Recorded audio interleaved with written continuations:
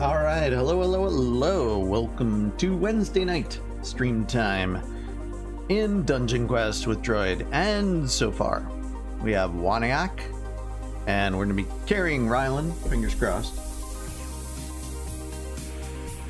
Did it really remind me I'm a mod? What? Did YouTube really remind me? I don't know, did it? People are saying Krampus, time to drop the title. Drop the title. I'm not sure what that means.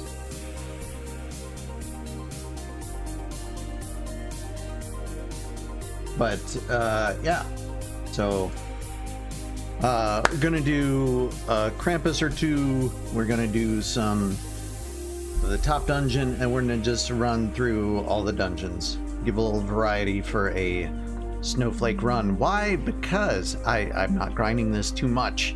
I've got a couple of things, but get some snowflakes, get some Krampus, get some stuff. And it looks like we got some other people here. Foxy Plays Gamer. So we're gonna start with just a warm-up in the Gilded Skies, and then we're going to do a couple of Krampuses, probably two, and then we'll start at Desert Temple and just run fast, run all the way back up, and then we'll do Krampuses probably till the end. I figure that's probably going to be a good blend there. And let's put on, what is Snowman? Snowman with a candy cane. Sure, why not? Why not indeed? Ivan is now following. Hey, what's going on, Ivan? So first up, if you have your hit points already at 900, that'd be awesome. If you don't, and they're higher than that, that's probably fine. For Krampus, though, you need to be at 2.2. So if you want to set it there now, okay. But this is the first one we're going to do. Just a warm up on Gilded Skies while people are still joining in and whatnot. We're going to see if we can carry Rylan. Then I'll switch to healer and we'll do Krampus.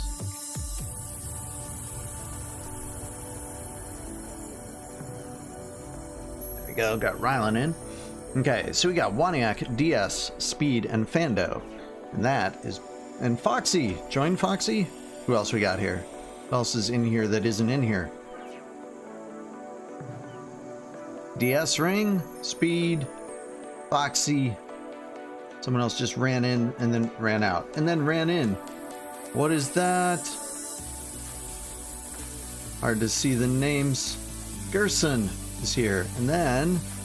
over on that side is Ring. Okay, and here comes the Christmas tree, ladies and gentlemen. Oh, there's Fando as the Christmas tree. That's awesome. Love it. All right, Foxy's in now. All right, so we're just gonna run through. Maybe we'll drop a legend like I did last week. Not last week, but this weekend. Here we go. 3, 2, 1.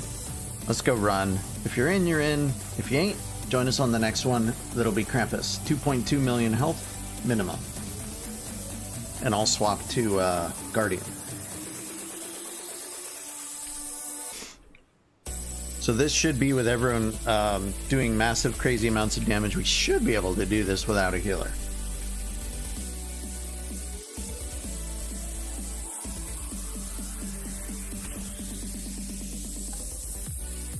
Oh, we already have a snowman. Oh, look at that with the awesome. I actually want that one too. The sword and shield, the holiday sword and shield. All right. Well, then I will have to switch to something else holiday-ish. And what else says holiday like? What else says holiday like a Santa? Yeah. There we go. We're all here? We're all here. Let's go. Music off, abilities off. Don't lag anymore. Tree! Turkey!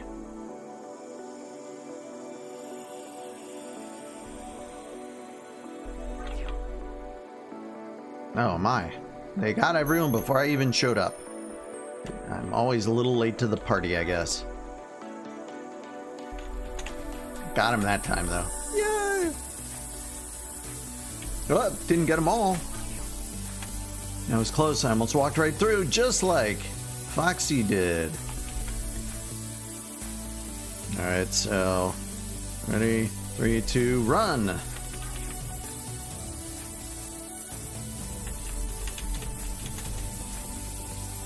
What? That was trash. That was trash, lady. Lady Kyrene.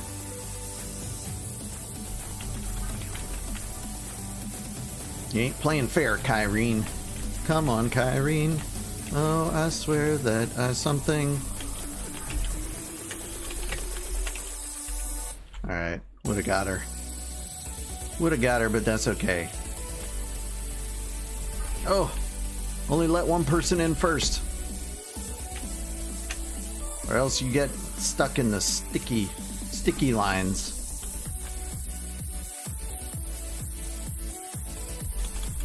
Oops, that was a lame hit, but enough to help the cause.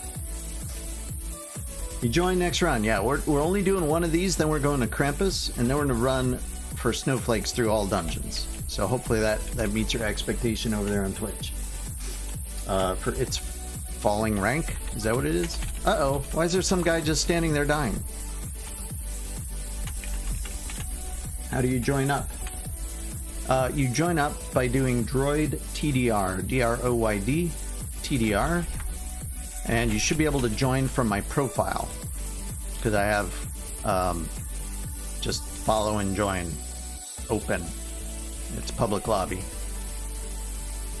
Alright, ready? Alright, somebody moved, we gotta go. There's a 3-second delay before the patterns start, and so if patterns already, if you move off the bottom steps, it's actually like 2 feet off the bottom steps, or you move from your spawn point, it triggers the start of the patterns.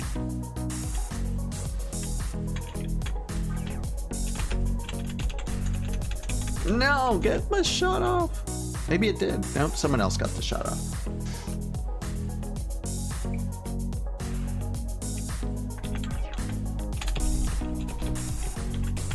Nice. Very nice. This is so festive. Look at this. We have a fox onesie, snowman, Christmas tree, Miss Claus. I'm trying to catch up. I'm just out of shape. Give me a break.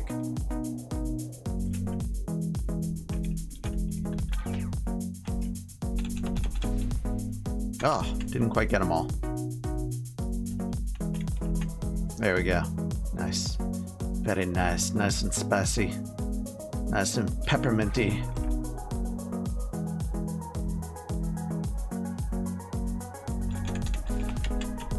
No! Stuck in a bubble. Oh, at least it's in a green space.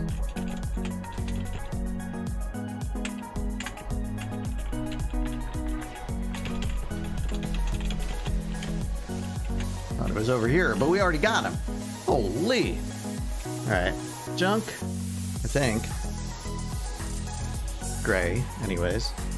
And Rylan has not gotten anything. That's really strange. It's like not showing up for him half the time.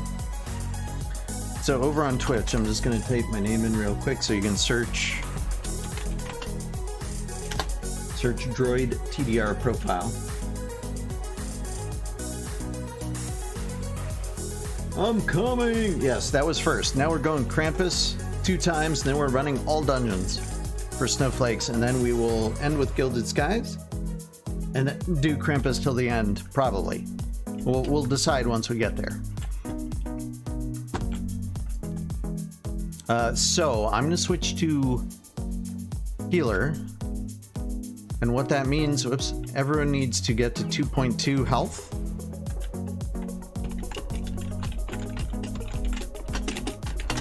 For Krampus, and that should last us for the rest of the run until we get back to Gilded Skies. Aware, Guardian. That's Oathsworn though, but I think that's the best I got from the Guardian side of things, if I remember right. But I do have that. Yeah. Do I have any others that are better than that one? I don't think so.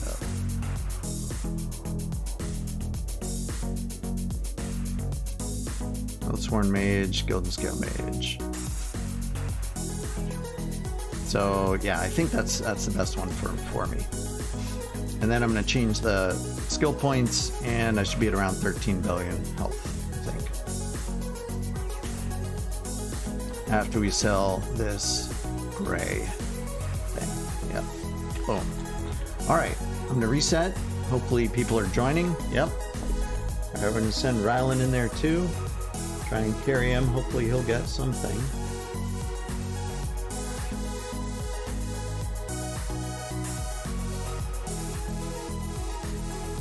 My gosh, this mouse is so sensitive.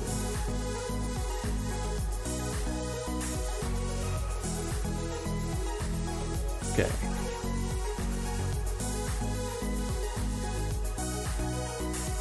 Hopefully everyone is resetting skills.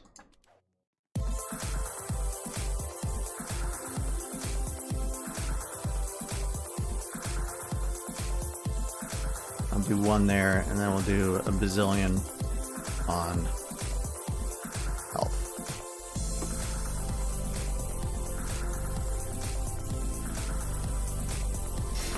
Okay. Oh, it's only 11 billion? I thought I had a Gilded Skies helmet, but I'm just blind or something. Apparently not. Maybe I gave it to somebody. Or loaned it to somebody. I don't know. Alright. Do you want to use my helm again? Sure. Ring? Why not? Sounds like a plan. Here, I'll give you something in return.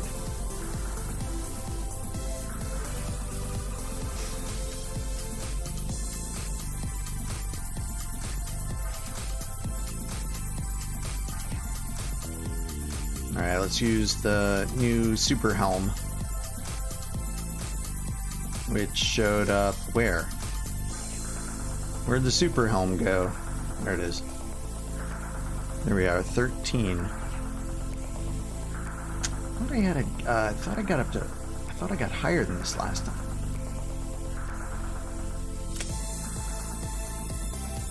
Strange yet wonderful. We'll go with it as it is. It's probably better as it is, but I also need the heal spells. Okay. Alright, we've got Pink Droid, Foxy, Royalty, Waniak, DS Ring, loaning us the helmet again. Rylan, Velk, Speed Racer, and Gerson. Those should be good. Hopefully it's Fallen King or Ivan was able to get in here in time for Krampus. Hopefully. And we're gonna go. Alright, so spread out. That's really the only thing. Have 2.2 million health and spread out. Alright. 2.2 million health. Guess what? Says Gerson. I don't know, Gerson, what is up?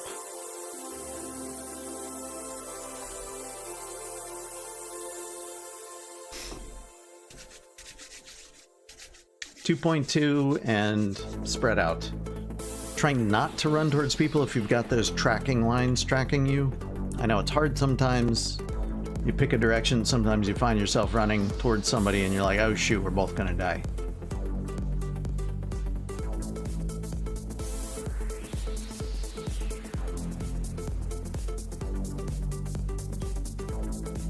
Alright, I gotta remember to get Rylan into the ready up position.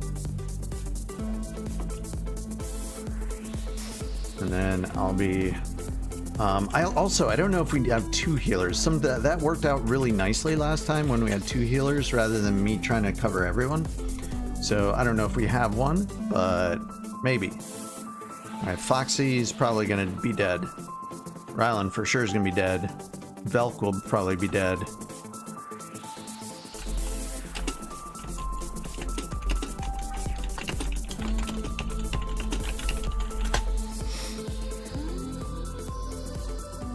Alright, here we go. Readying up.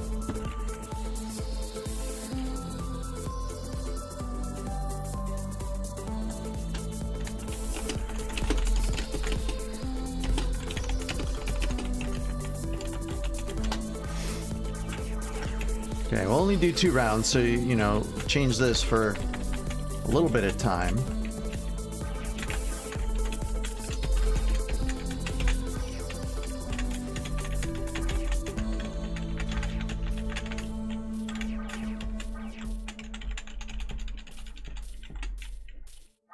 Again, I'm trying to stay as close to center as I can without dying, so that I can cover as much territory as possible.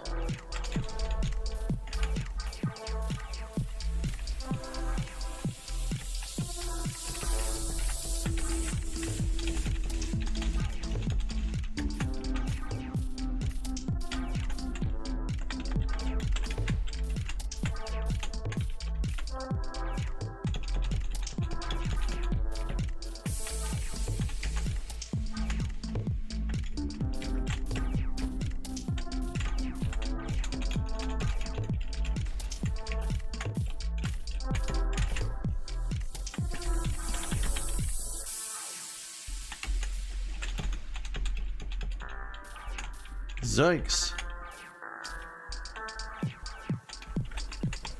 Maybe it was the 2 healers that helped us immensely last time.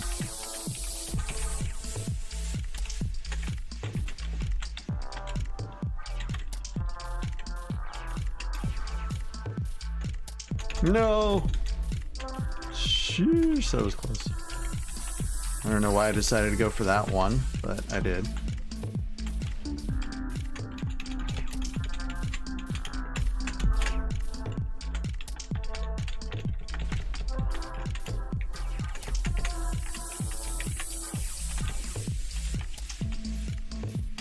No!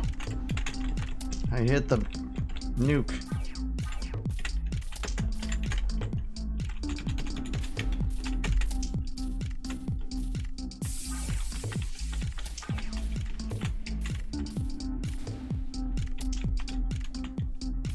I still got a long way to go. We only got 2 players, 2 DPSs.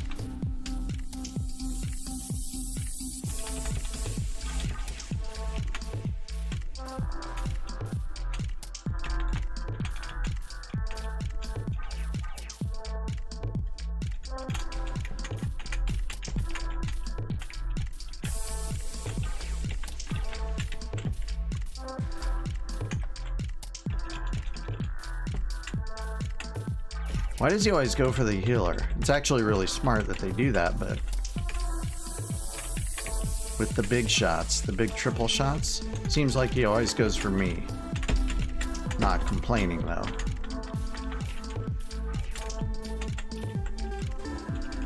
It's a pretty good boss design.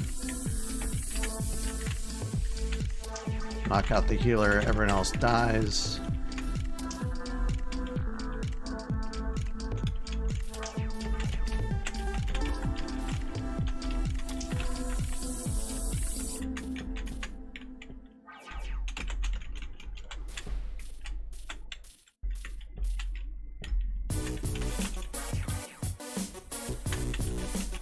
No shot. We lost somebody's second.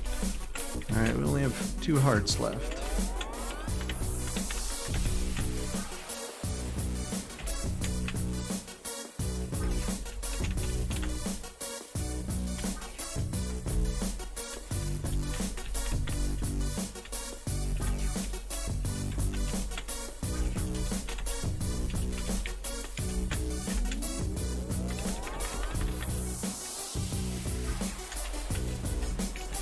No, no, no, no, no. Okay. Sheesh. That would have been the end of the run if I got stuck there. I think it was the helmet that saved me.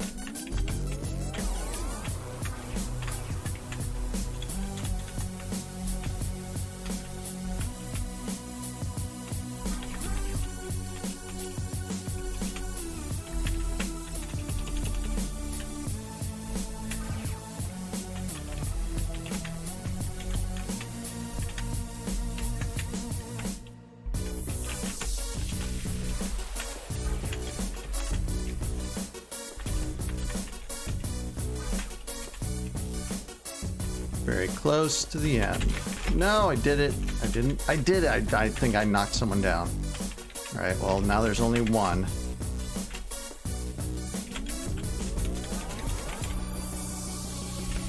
There we go. There we go.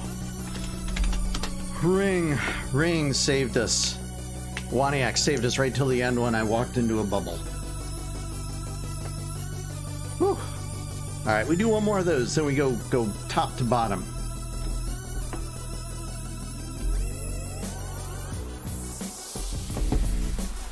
How is everyone's new year? While you're getting geared up or ready or changing health or whatever for this second round, what has anyone made resolutions? Has anyone decided to do something exciting this year? Resolution worthy. What the heck? Something just connected and disconnected on my computer. That was weird. Maybe I'm being hacked. Wonder if Rylan got anything on that run. I don't think so.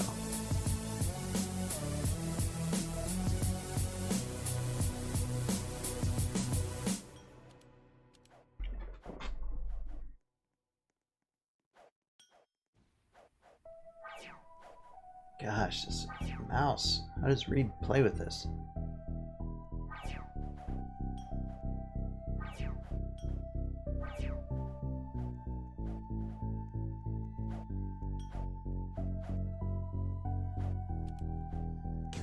All right. Next round.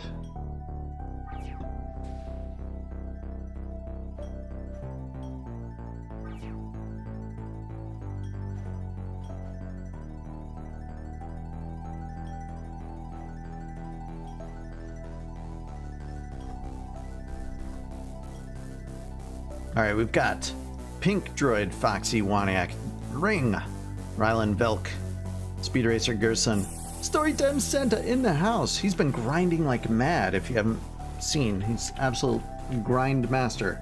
Seems like every time I look at YouTube, which is a few times a day, to be honest, I see either that he just finished stream or he's in stream. It's like, wow, super grind. Have you gotten anything good story time? We all want to know. Oh, Shad has joined the experience. I wonder if he'll join.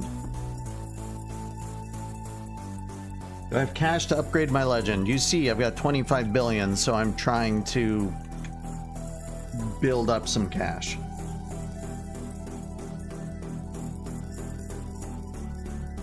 Several legends. Inspect me, says Storytime.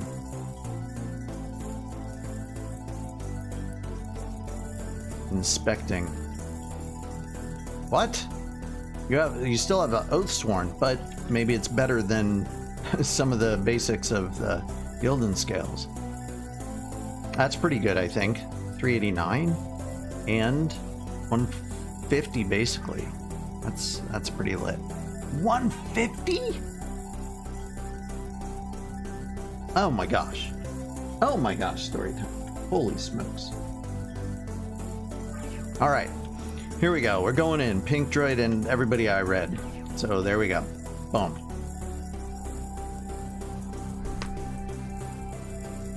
Waniak's got cash. Alright. Well, should I give you the legend? You can upgrade it? I think it's a low-level legend, so I don't know. Still, even without upgrading, it was still better than the purple that I had before. That was fully upgraded.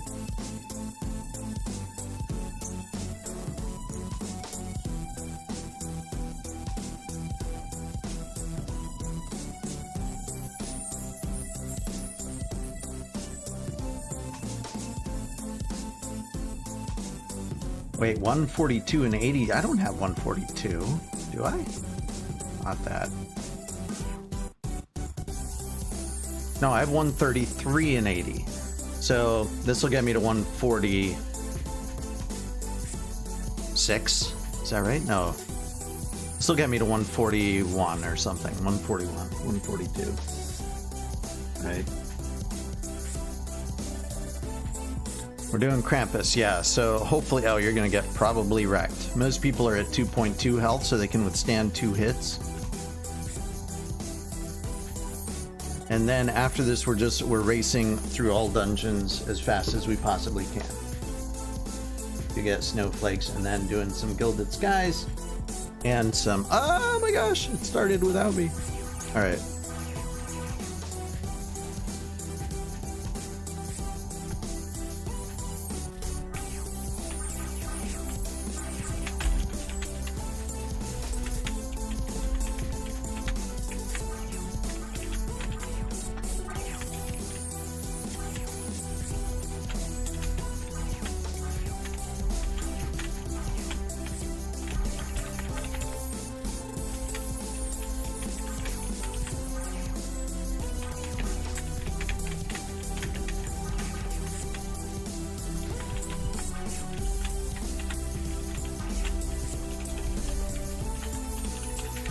Wait, what?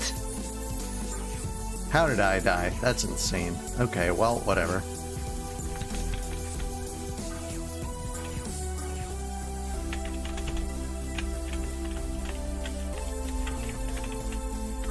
Guess I was being too hot to trot. A little too cavalier, eh, droid?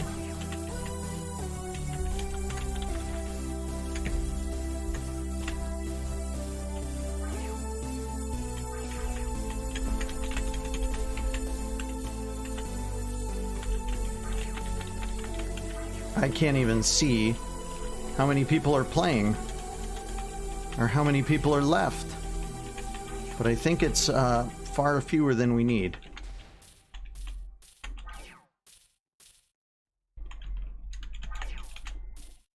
Not even halfway down. I think we're down to like 2 or 3 DPSs.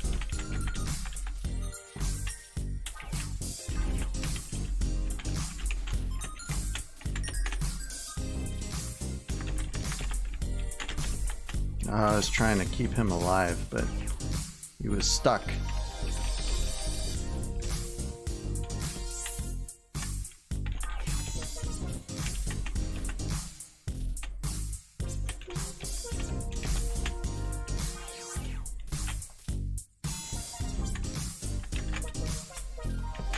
Oh no! Did I do that? I did that. Hope I didn't cause anyone to die.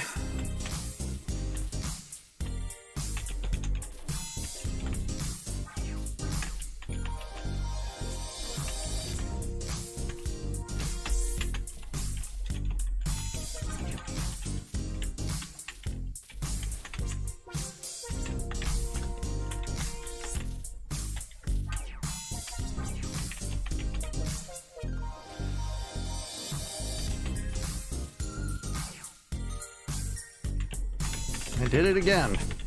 Gosh darn it. I'm sorry for whoever that was. Thought I had clipped it just perfectly, but it did not.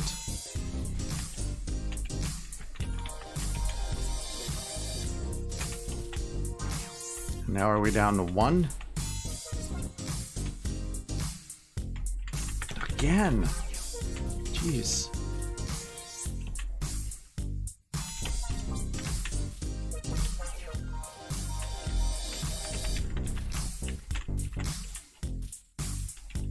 Is it Waniak who might be the savior? Oh, but he's only got 1 life. That's not good.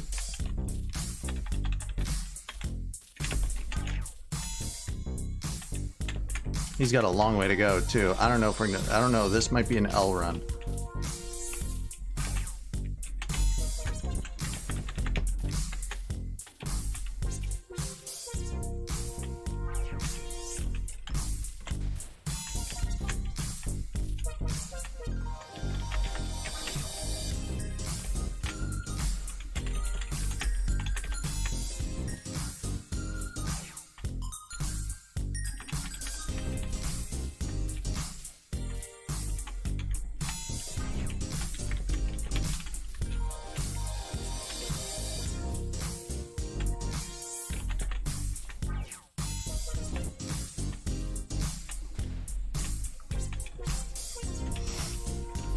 Can't believe I died once and I killed someone. Jeez.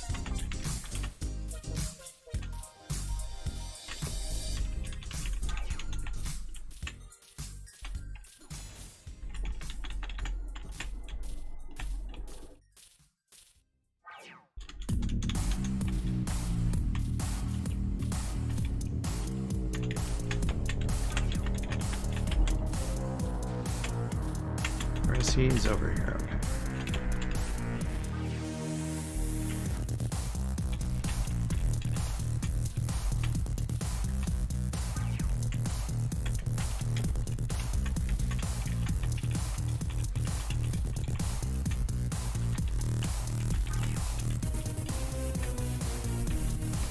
With 140 left? I don't know. This is sort of sketch.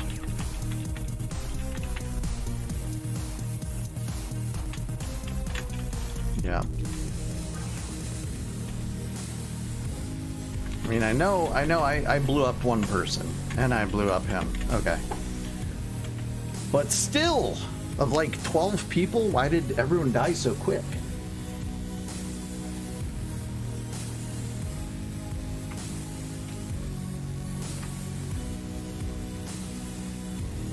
All right. Do we do one more of these, or do we call it snowflake time? I'm gonna put the poll up in YouTube.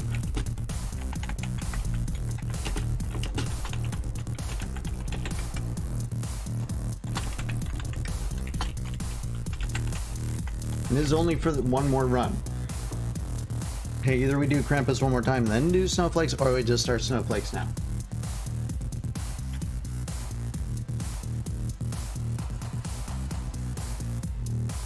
Spin, and where the spinner goes, we go. Oh, interesting.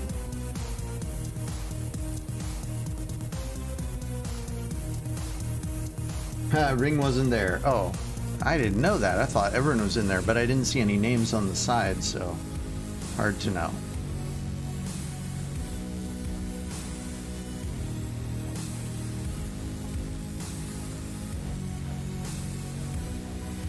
So far, we have 2 votes for Krampus. Again, 2.2 health, please, for whatever we're doing. You're running with Thunder and Eclipse. Okay. So now we have 4 votes. 3 Krampus and a Snowflake. Storytime, what's you?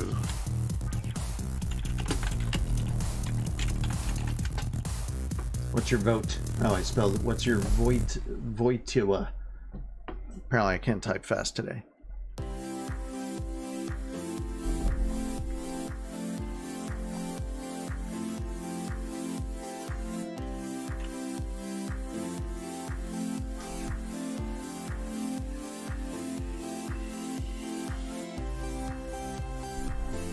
Vote now, vote early, vote often. Just like you should do in your general election. Kidding.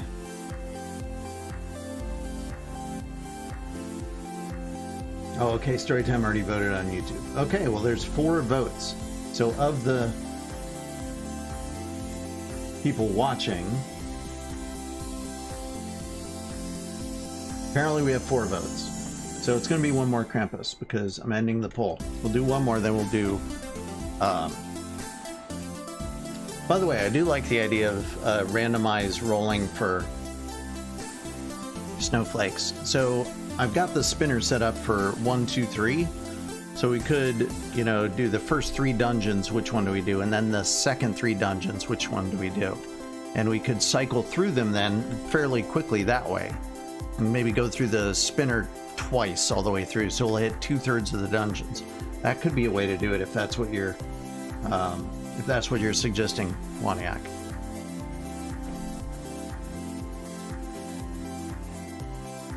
It would add some randomness and variability. But if somebody specifically wants a carry at a level that we're in the next zone for, or whatever, then we could definitely do that as well.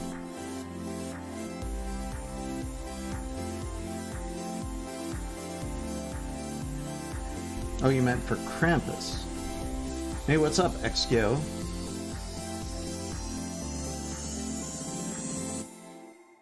Oh, spin the wheel to see if we do Krampus. I see what you mean. Okay. Well, we have a smaller group now, so that could be good for Krampus. We have Droid, Foxy, Waniak, Velk, Speed Racer, and Gerson. I'm not sure if people just don't realize it's open yet.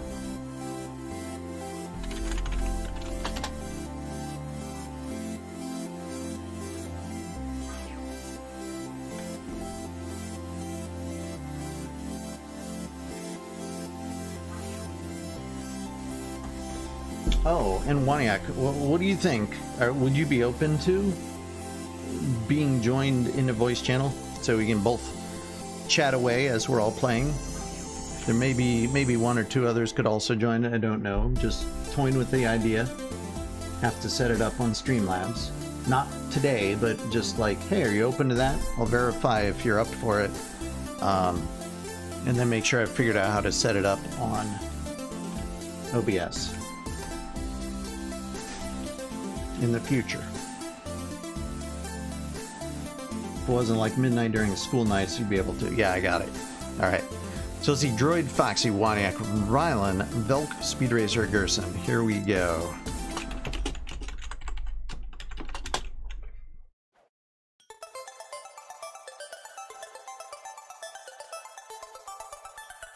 So, Storytime's not in this. Fando's not in this. Oh, okay. Well, there we go. Storytime is in this now. Okay. Sheesh.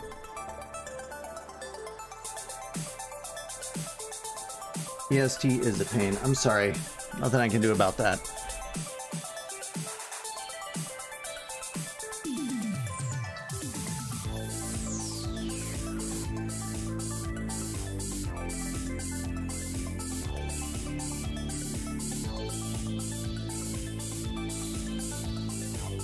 Teleport failed. No shot. Do we all get teleport failed? It's maybe another L run. I don't know. I don't know. If it's just me and Rylan to make it in, that could be a short round.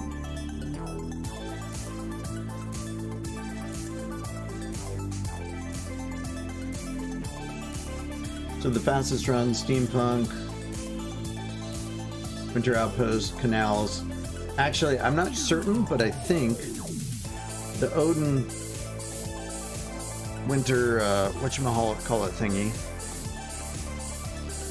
because it gives you double snowflakes, it might also fall in that.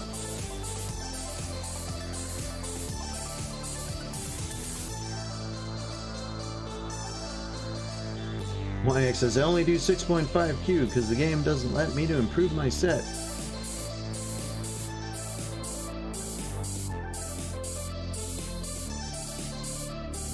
Everyone says Odin reincarnated. Well, yeah, I guess you could call it that. Alright, I think we're gonna have to restart, because this is stuck. This is stuck.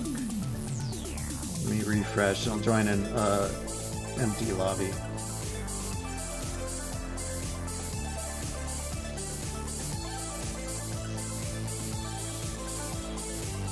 Alright, here's 16 people. I'm rejoining an empty lobby because we seem to be stuck.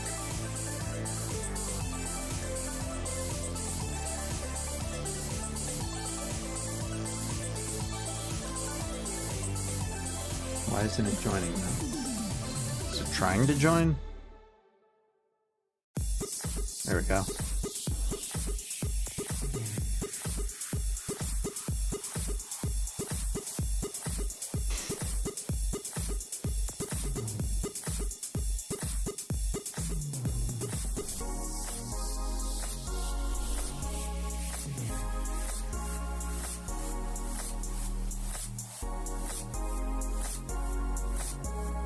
Okay, last Krampus run for a bit.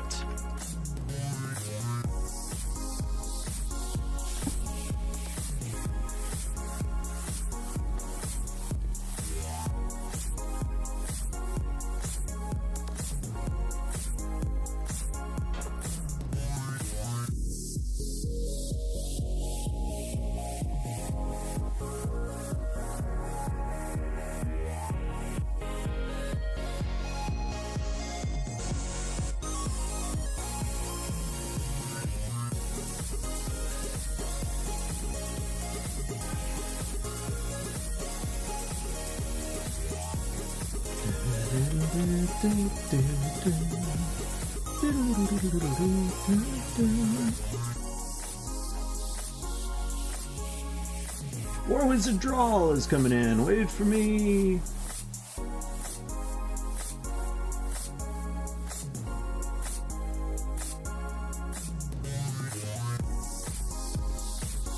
Wait, you have to take AP Government? Is that what that is, Waniak? What? First block?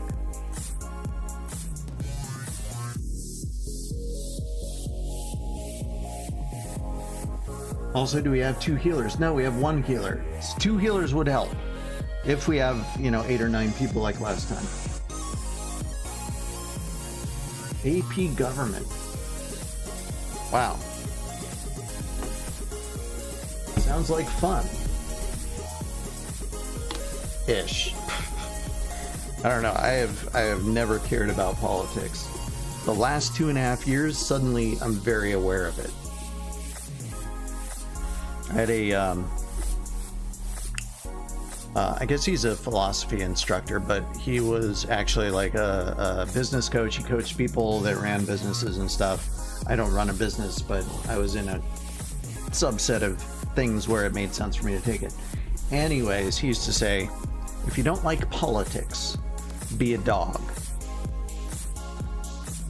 And I never really understood it, but now I do. It's like if you have like opinions and desires and things, doesn't matter like the government politics, just the politics and the interpersonal relationships in school and between you and your teacher and you and your coach. And it's like, it's all politics. It's all politics. Everyone's got an agenda, whether it's stated or unstated, or an inclination that may or may not be grounded in reality, but everyone's got something that they're trying to do. And if I could be a dog, I would. That'd be awesome. As long as someone cleaned up after me. All right, we'll wait for a few more seconds. We got Waniak, we got Warwiz, we got Speed Racer, Gerson, and Story Time. Nice life talk.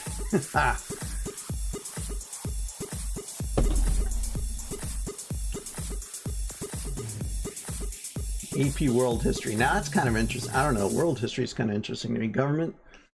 I don't know. Kind of scary for me. All right, let's see. Droid, Waniak, PewDiePro is in the house. Rylan, Warwiz, Speed Racer, Gerson, Story Time. 2.2 million health. I don't know. 2.2 million health, please. Hopefully people have that, unless they're playing Guardian. And we're going 3, 2, 1. That's enough time. Goodness. 45 minutes in already, and we're only on our 3rd Krampus. Because of teleport fails and regrouping. Hate that. World history is very much interesting, I think. Yeah. Dual enrollment for algebra, so I'm taking it next year. What is dual enrollment? Does that mean you can take algebra 1 and 2 simultaneously? I mean, that would be awesome. I don't know. I don't remember what I was in. I was in something that somewhere in, I don't know, 5th grade or maybe it was 6th grade. I pushed up a grade for math. I don't know. I was done. I did the AP calculus exam for college entrance, and I think I started at MIT with differential equations, or maybe we did differential equations in high school. I don't remember at this point. So that's awesome. Good for you. I think I never really understood it. I wish I could go back and start knowing now what I know, but basically mathematics and physics is just another language. It's absolutely another language. You have to learn the basics, and it's going to be kind of maybe boring and dry and rote, and you might enjoy bits and pieces of it, but it explains everything. So frustrating. You can create, like, once you know the alphabet of like advanced math stuff, you can actually create equations to explain whether a bridge will survive or not during a, you know, earthquake. Because you can measure forces and volumes and dynamics and things over time and stresses, and it's like this whole new system of poetry that if you don't know it, you don't know it.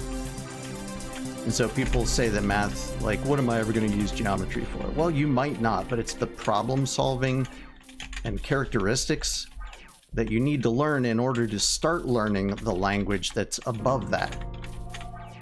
And algebra too. Algebra also, not algebra 2. You know what I mean? It's like you're still learning, and all those things, algebra, geometry, calculus, you're learning how to form sentences. You're still not writing a book. You still don't know how to create a thesis with a supporting argument, etc. mathematically. You just don't know how yet, because you're still learning the basics of how to essentially write and compose sentences in math. Anyways, that's that. If I understood that earlier, maybe I would have gone in a slightly different direction. I don't know. But it certainly would have put math in a perspective of utility for me.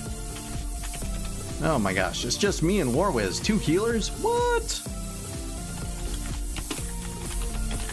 What happened? You're a math person, so that's what I'm saying.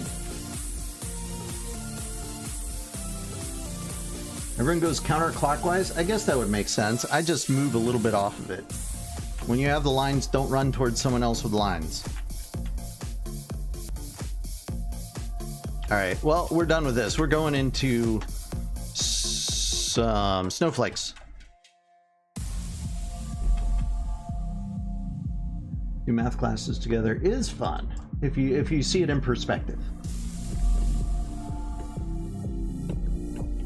And if you have a little inclination to it. The same thing with English. Like, if you don't want to be a writer, you still got to know some basics. But if you really, really want to be an amazing writer, or an amazing poet, or an amazing fiction author, or, you know, a reporter, you got to learn stuff in that realm. And if it's not your inclination, then, you know, learn enough to get by and then move on into something that is. All right. Desert Temple, hardcore. Let's go race. Let's go to the races. Did I take math in college? Yes. Like I said, I started, I believe, in differential equations because I had to test it. At MIT, you have to, first semester is Calc 1 and 2, and so I tested out at Calc 1. I forget whether, I think I tested out Calc 2 too. So then there was differential equations, and I just don't remember what was after that. But every year, for at least 2 years, there was math classes every semester. And then you focused on whatever your major was, which may or may not have needed some additional math to it. I went to MIT, yes, believe it or not. You know what got me through my master's thesis? Was a video game. It was my break. I would play Ultima 8 or Ultima 9. I don't remember which one it was. And then also, I think it was Doom 2 or Doom 3. Major in coding? Sounds good. By the way, if you're going to be a programmer for video games, you need to understand math. How are you going to model physics, gravity, right? Natural motion, all that stuff without, you know, calculations for a computer to understand. All right, we got DroydTDR. Let's get Rylan in here.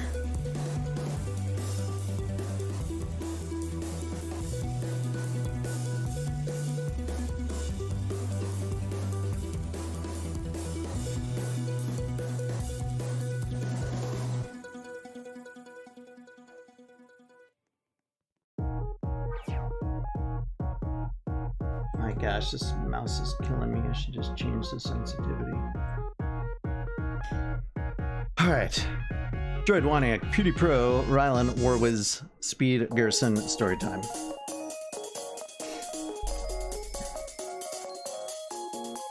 Ultima 9 never worked for me. It was so buggy. Oh, I'm so sorry to hear that. You know, it's, Jason, it doesn't hurt to apply.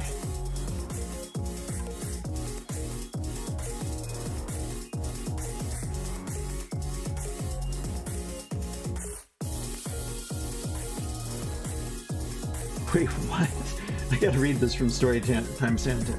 I worked in a grocery store. This lady was buying up a lot of steaks. I asked her if she was having a barbecue. I felt like Jeff Foxworthy was here. She was like, NBO. I'm assuming it's no big deal. Or, these are for my dog. Alright, here we go. Alright, here we go. Droid wanting Pewdie Pro, Ryland Ward. Alright, so here we go. Snowflake time. Snowflake time. Let's just run. Alright, let me catch up on the YouTube chat. Dang, we're gonna attract. Wait, what? Oh, wow, nice. Story time. How many legends did you get? Oh my gosh. Target specific people. What? Alright. If you don't move with the lines, we run into yours. Yes. But I always like take 2 little steps. I try not to run very long, very far. So I try not to drag other people in. So if I'm doing like a step off the line, a step off the line, a step off the line, or I stay in one place and just keep healing myself, that should give people a shot. Also, someone else needs to run because I'm still healer. Though I can, of course, switch it up a little bit. And I will. Though I don't know if I'll do enough damage to make it useful. Uh-oh. Did someone blow them up before we got out? I think this is a dead run.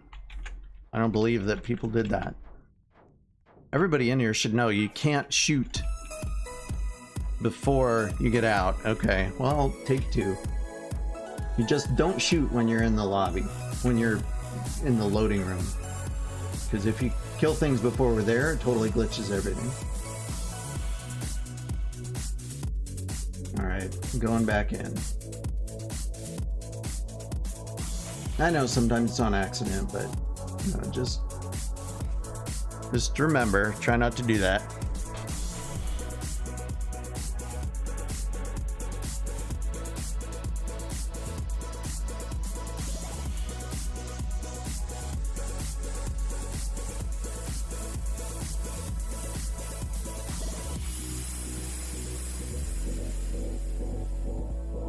I definitely have some YouTube chat to catch up on. You know what? Let's pretend we did that one. We did it. We did it. Let's go on a winner.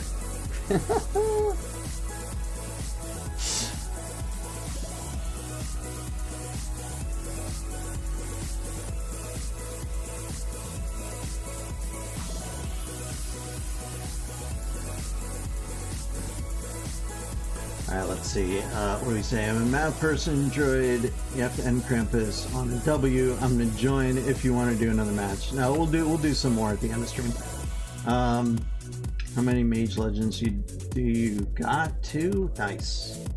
Alright, do you take math in college? Yes. Not part of the TDR family, so dang, you gonna attempt to trade him? I went to MIT, yes. Probably gonna major in coding. Cool. That's the one thing that English as a second language, or you know, go learn Spanish or go learn Chinese or whatever. I wish my language had been coding. I wish I had learned that. Never did it in high school. Took a 1-month course during college. But the people that I knew that were into coding, if they were really into it, they were amazing.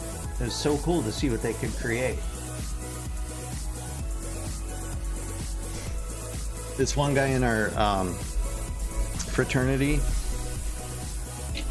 was sort of recruited, I don't know what the term is, to Microsoft to intern there for summers. And he's like, I went out there, and this guy that was going to be my boss, he had like a stereo on every floor, which was a big deal back then because you didn't have these like little Bluetooth speakers everywhere that just did stuff. He had like a full-blown speaker with CDs and like speakers all around. How do you join? It's pinned to the top of the chat, Jamar. Anyways, it was a big deal at the time. It's like he had a 5-story house and had speakers and stereo on every floor. Let's see, I was thinking of getting Sonic Origins to do 1 CD, 2, and 3 in one go. That would be interesting. Didn't know that was a thing. I don't know what that is. Oh, okay, so Jason, you didn't know that, but now you do.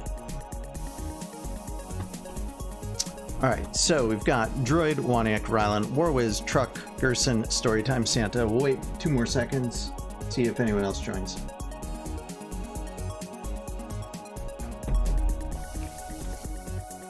The other thing that was crazy, at least at that time, I don't know, we went to visit him. My fraternity class was pretty close, 10 of us, and there was like 6 or 7 of us that would always get together every year or 2 for a while. And so when we visited him in Seattle, he took us on a tour of Microsoft, which is basically you walk through these really big buildings with lots and lots of cubicles. Actually, they didn't have cubicles. They actually had offices, which was crazy. At Intel, when I gave the tour, we were all just in cubicles, no offices. But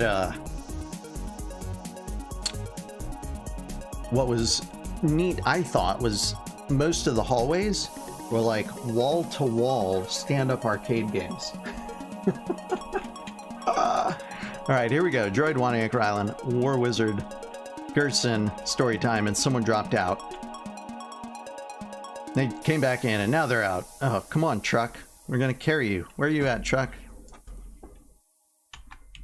Join, Truck. Carry you. See if he's still in, or maybe he ran his own.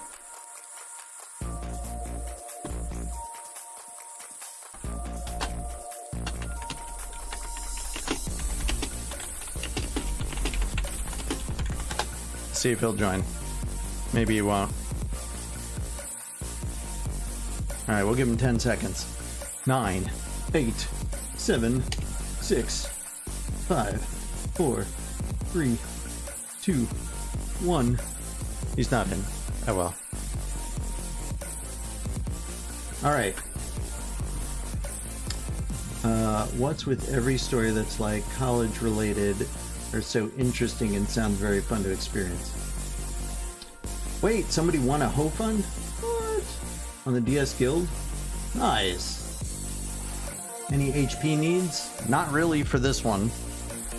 We're grinding for snowflakes, so it is what it is. Just get snowflakes. Be happy. Dude, wherever you go for college, you're gonna have the most incredible experiences. You're gonna meet some of the coolest people, I have no doubt, regardless of where you go and regardless of what you do. The thing is to find your tribe, like join activities that are interesting, get to know people that are at your level in different classes, form study groups so you can help people that need help, but also learn from people who are slightly ahead of you. It's awesome. It's awesome.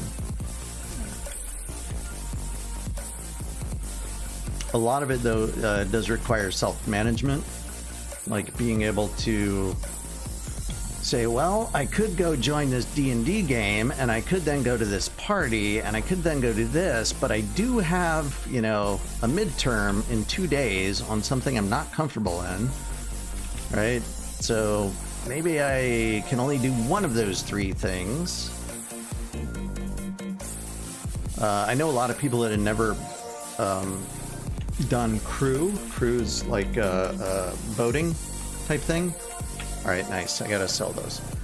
And they joined the crew team at college, and it became like a way of life. That was part of their tribe.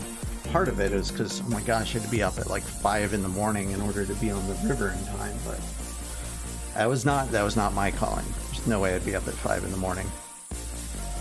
You have to pay me a heck of a lot. No, I joined singing groups and chamber music groups. Orchestra I only did for a semester.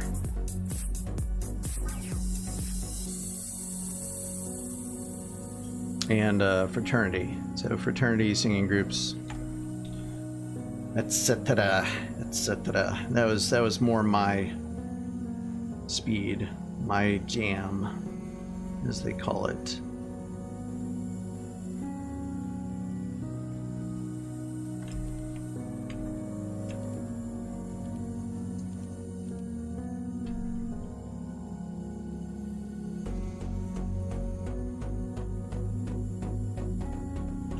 I mean, if you guys are interested, I can try and remember some like fun story. I can tell you some absolutely fun stories from college.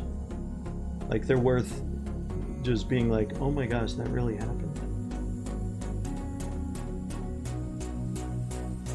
If you guys want.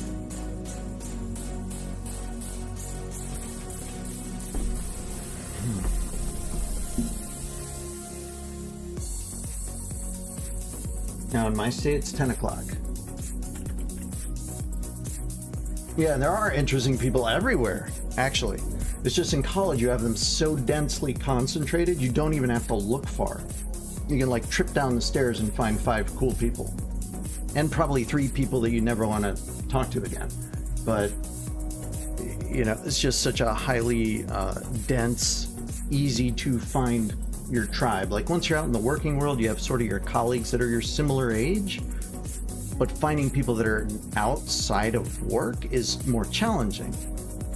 And then once you're further along in your career, it's like, well, what do I do? Who do I join? What group do I to find more people? They're everywhere. Maybe you move into a certain neighborhood. Maybe your kid goes to some school with somebody. You know, but I found it harder after working years to have like 20 close friends, but in college it was easy.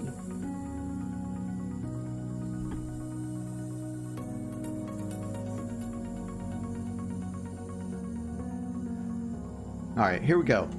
We've got Droid Waniak Rylan, Warwiz, Kirilu, Gerson, Display Alt, and Storytime running for Snowflakes.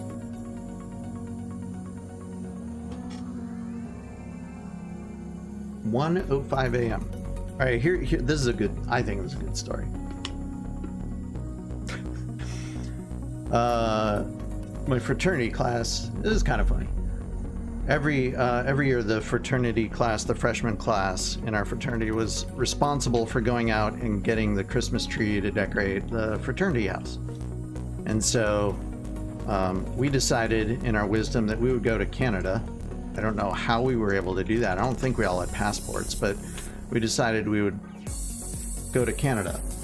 So at the border crossing, so we drove from Massachusetts up through a couple states to get to Canada. The border crossing, they're like, oh, so you're all students, huh? Well, where do you go to school? We said, MIT. They said, well, oh, really? Well, what do you major in? And he asked the one guy that majored in math. He said, I major in math. They're like, that doesn't sound much like MIT. You know, it's an engineering school. And so they asked another guy, and there were 2 people in our class who were majoring in physics. They're like, physics? Like, are you sure you guys are from MIT? Anyways, I thought that was funny. Another road trip, though. This was with my singing group. We went down during spring break to Disneyland to sing at Disneyland. And we had a concert everywhere along the way, every day, every night, in order for someone to put us up or to sing at some college or whatever. And there are toll booths along the way. Some states have toll booths. Hey, what's up, Mentalada? Coolest YouTuber ever. That's funny. So anyways, we're 12 guys in a Winnebago, because we figured there were a couple of nights that we didn't necessarily have a place to stay, so we figured we should get a Winnebago so we can at least sort of crash on the floor of the car, you know, park in a Walmart or something. All right, we got purple and gray. So we had this Winnebago, and we rented the Winnebago, which is back when people that are under 21 could actually rent Winnebagos. I think now they make you be 21 or something like that, or have a co-signer that's over 25. I don't know. They said, look, you guys have to take good care of this. We're going to charge you for any damage. It's got to be, you know, pristine condition when you come back. We're like, fine. No big deal. We want to get on the road. And so here we are driving down to Florida. And pretty much because we sang all night, or sang and then partied half the night, and half of us never really got sleep. Most of the people in the Winnebago were asleep except for the driver and the co-pilot. And so we come up to this toll booth, and I forget which state it was in. Maybe it's Pennsylvania. Come up to this toll booth, and there's cars only lanes, and then there's truck lanes. And the guy who was driving was like, hey, you think we can make it in the car only lane? We're kind of a car, we're not really a truck. And the co-pilot, who was half dozed off, was like, sure, whatever. So they go into the car only lane. And little did we realize the Winnebago hubcaps stuck out about 6 inches on each side. And so all of us who were in the back that were asleep, we hear this grinding crunch, and the Winnebago comes to a sudden abrupt halt. Right? It was slowing down, and then went as the hubcaps on both sides got crumpled by the curb, and we came to a grinding halt. And then we're like, oh my gosh, what just happened? So we're all trying to figure out what happened. So we open up the door to the Winnebago, except we can't open the door because it's stuck against the thing that collects the toll, right? The toll booth. We couldn't open the door to get out to see what had happened. So the toll booth attendant comes up and says, hey, why are you in this lane? What are you doing? Where are you coming from? We're like, we're from MIT. And he looks at us, and he looks at the Winnebago, and he looks at how smashed we are. There's no way. You have to be an idiot to think you could fit through here. So, anyways, I thought that was hysterical. It was hysterical at the time. It's hysterical thinking about it. It was an absolute disaster. It took us like 30 minutes to like go back and forth and completely decimated these hubcaps to get out of there. All right, here we are. Droid, Storytime, Wanax, Storytime, Warwiz, Kirilu, Gerson, Display Alt, Storytime. Where is Rylan? I thought I joined him. Didn't join. So yeah, great stories. 3, 2, 1, let's go.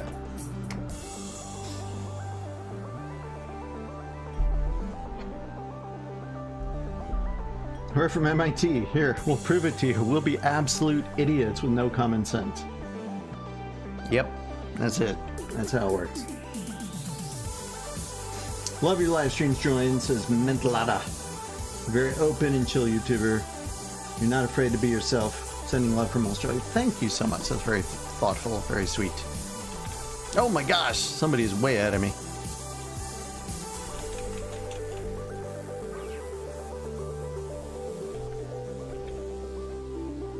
Coolest YouTube ever. That's really awesome. The upside down place. What? The upside down place. Oh, Australia, the upside down place.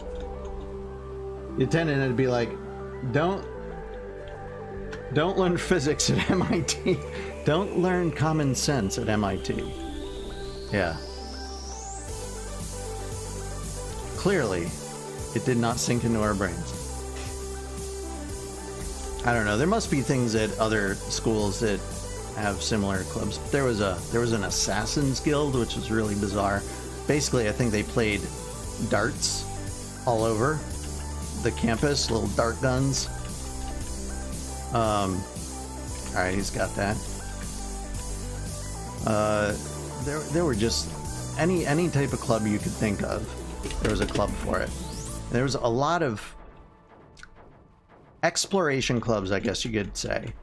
Like tunnels were built in Boston and Cambridge and in the under the school that, like, you're not supposed to go there. You don't know what's living down there. Could be like radioactive crocodiles or something. But there are clubs that would like go spelunking in these abandoned places below the school, and sometimes they'd venture out and try and find the underground tunnels in Boston, or the subway tunnels that are no longer in use. It's kind of nuts. But anything you want. Ultimate Frisbee teams. I'm sure every college is like that. All right, armor and axe. They've all got, for whatever you're interested in, whatever your tribe does, go find the people that you resonate with. There were open mic nights, there was poetry slams, there was lots of sports, if you can believe it, at MIT. I think it was a Class C football school.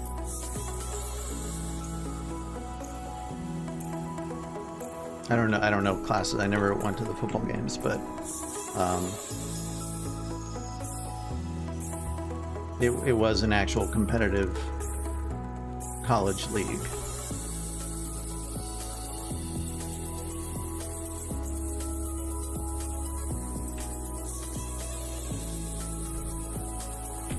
Last match tonight. Okay.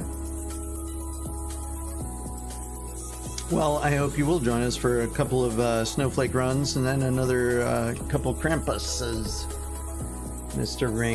Ring-a-ding.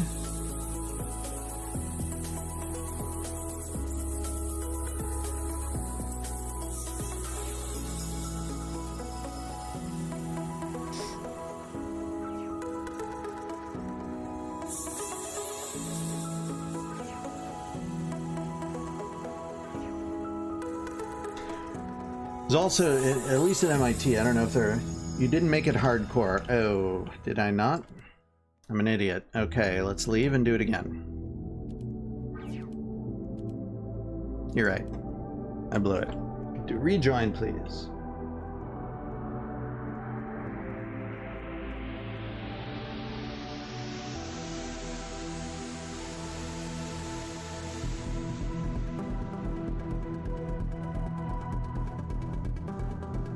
There we go.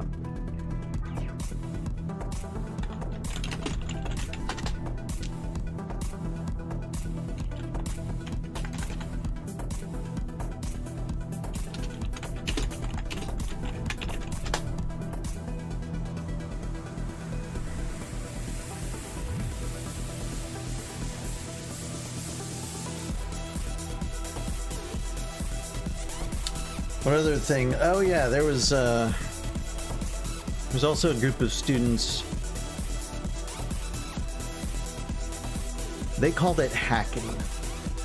It's not what we think of hacking now, like running a script and doing something, but hacking was doing a massive practical joke on a very large scale.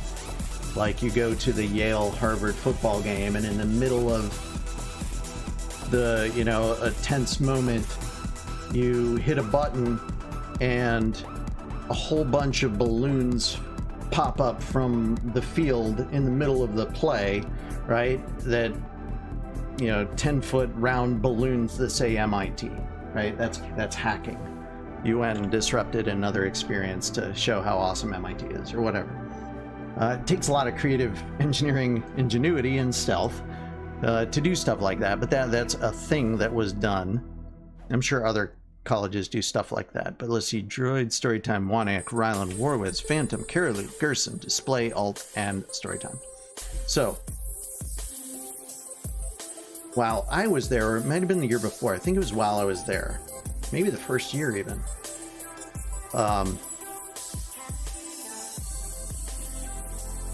there was a pretty famous one. Like, I don't know if you know, MIT's got these domes on some of the main buildings. There's the big dome and the small dome. Anyways, on these domes, every now and then, like for Halloween or something, they would, hackers would go and, drape it with orange tapestry so it looks like a pumpkin head with carved out eyes and stuff, right? Pretty cool. Like, first of all, how the heck do you get up there? And second of all, how did you manage to get that much tapestry and up, up however you got up there in order to cover an entire like 100-foot circumference or 300-foot it's more than that. I don't know. Probably a 300-foot diameter.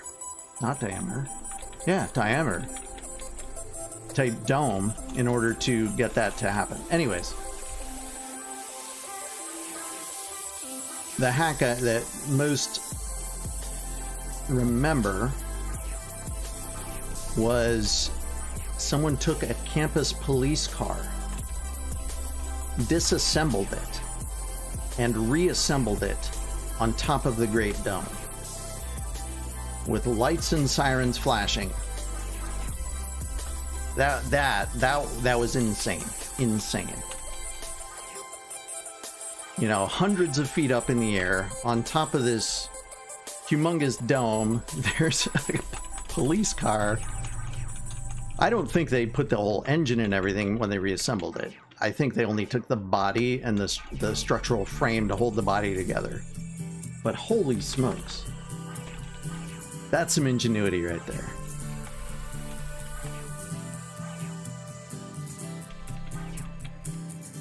What part of the world am I from? I'm in the US.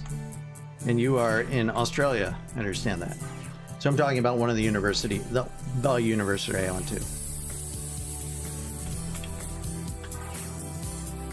Which I'm sure other colleges do stuff like that. I don't know. MIT tends to put stuff like that on steroids. Alright, so I got 2 things I can sell. Nice. Lurge? LRG? Wait, Waniak, did you get a legend? I got junk. By the way, Mentiata, thank you for the kind words earlier in the stream, a little bit ago. Yeah, the MIT hack, like hacking the Harvard-Yale football game is a big deal. That happens like every couple years at least. But doing things with the Great Dome, and especially that car, that's one of the most famous.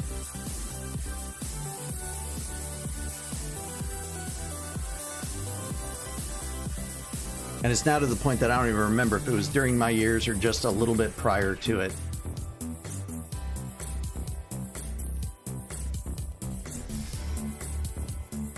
Alright, I gotta sell stuff or I ain't gonna be able to pick stuff up. My luck wasted, Waniak. Nah, that's the beginning of your luck streak. The beginning of your luck streak.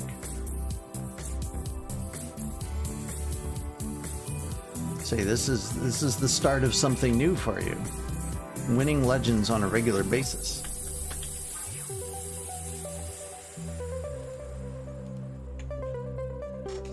Alright, we got Droid, Storytime, Rylan, Warwiz, Phantom, PH Buddies, Carolou, Gerson, Display Alt, Storytime, and Waz1 at 120, who I'm happy if he's on stream to give him stuff. If he's not on stream, I still might give him stuff.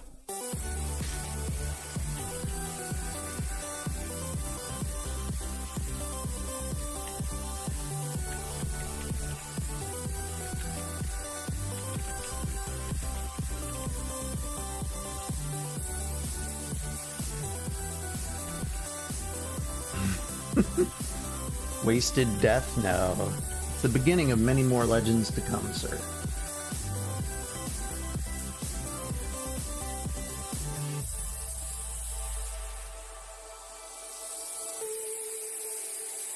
Yeah, hacking is a real thing. At MIT, that's what they call it. It's hacking.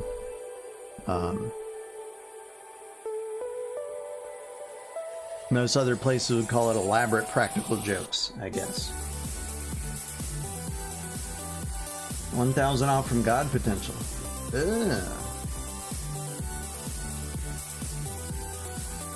You'll join a GS? Okay. Carolou is in. Mentalata. Nice. Hey, we're in the funnest dungeon ever. Best dungeon ever. First one to introduce speed spells. Super, super cool. Even though everyone changed to warrior because the mage speed spell wasn't so cool at the time and was slightly slower. Just had like people running through with the flame cyclone, and the poor mages that would try and keep up were always last.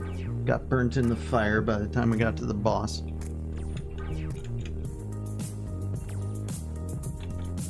Ring's doing homework. What subject are you homeworking, sir?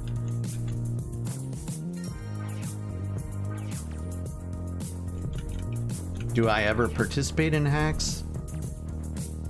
At MIT or practical jokes since then? Trig, nice.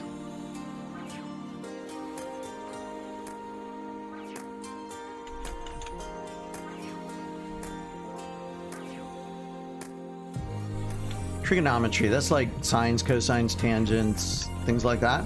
Do I remember that right? At MIT, did I do any at MIT?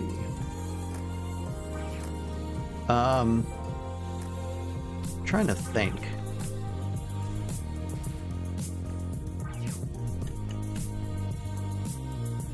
Well, I know in my singing group we used the inspiration of the car up on the roof to put our Winnebago with the crushed tires, the crushed hubcaps, and that was the cover of our one of our albums.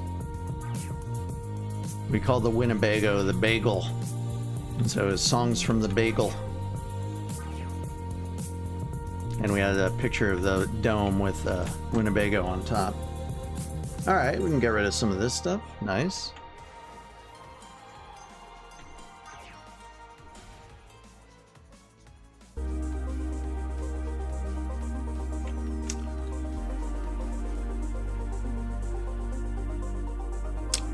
I never did any specific hacking type things at MIT. There were a lot of other creative avenues that I was arranging music. I was the chorister in our fraternity, so every week I had to create a different song for the meetings. What else did I do?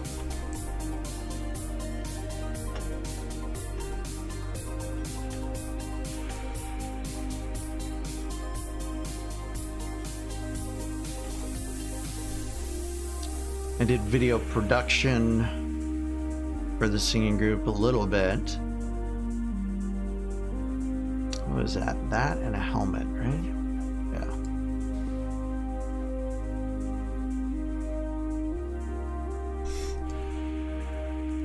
So my creative stuff was not in creating a memorable hack anywhere, no.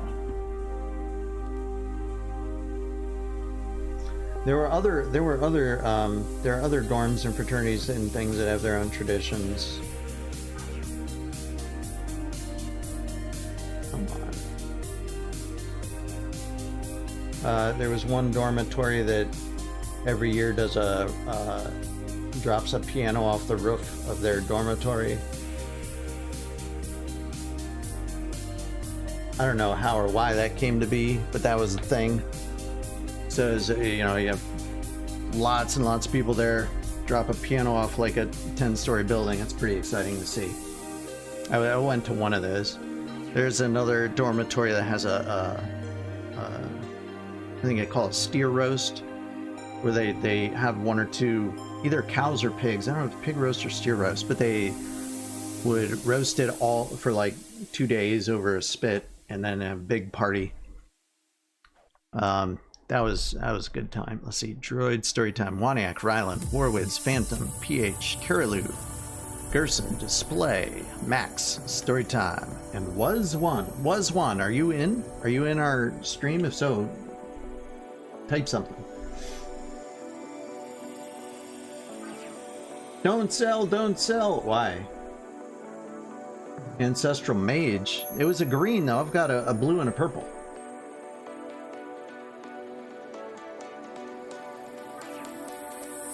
Yeah.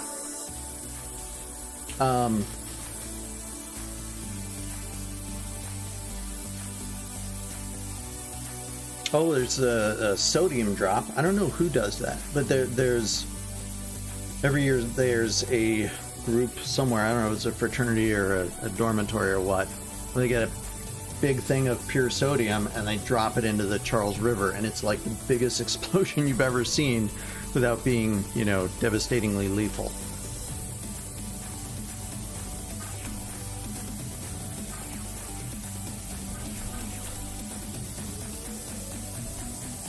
Because pure sodium dropped in water.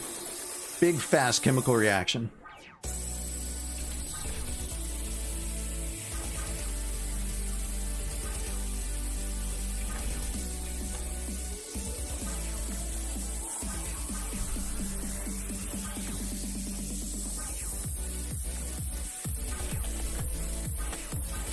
One of our fraternity's claims to fame was a daiquiri party. We used to have a daiquiri party every year near the beginning. Oh, during Rush. That was another really cool creative thing that we did. During Rush, we would have a scavenger hunt for the freshmen. We'd split them up into teams of 2, with 2 upperclassmen that were in cosplay doing, you know, we had like a Batman and Robin team, and then, you know, whatever the popular movies were, we'd have these different teams, and we would give the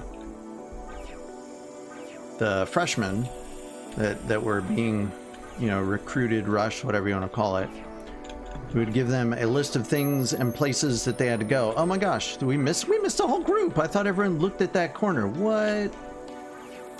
Thought everyone looked over there and got them. Whoopsie. It's a good thing I at least have 1 spell point to get them. What was I saying? Oh yeah. So we gave them basically like, you know, go find this guy at this place. And we'd have other characters, people set up at these places that would give them the next clue and the next clue. But we had the upperclassmen driving in cars, and we gave each of the teams of 2 cups of paint with sponge brushes. And if you saw another team, you were supposed to graffiti their car, and you would get extra points depending on the number of letters that got graffitied on the other team's cars. So it was kind of crazy. In retrospect, probably not the safest driving either, because you were trying to beat everybody, but also then, you know, hide out and park in a place where they couldn't see that you were parked while the guy was running in to meet the character that they had to get the next clue from. Ghastly Harbor. But that was a lot of fun. I had a good time creating the routes for 1 or 2 years of that.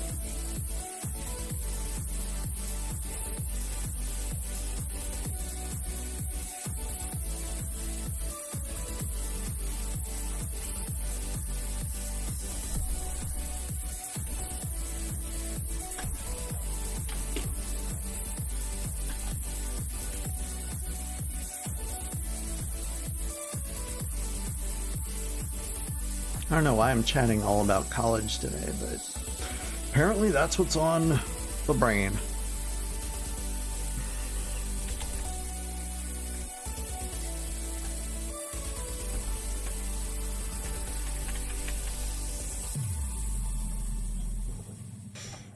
I talked to other people from school, and they all have like similarly amazingly cool stories from their perspective place where they lived and the perspective the activities they were in.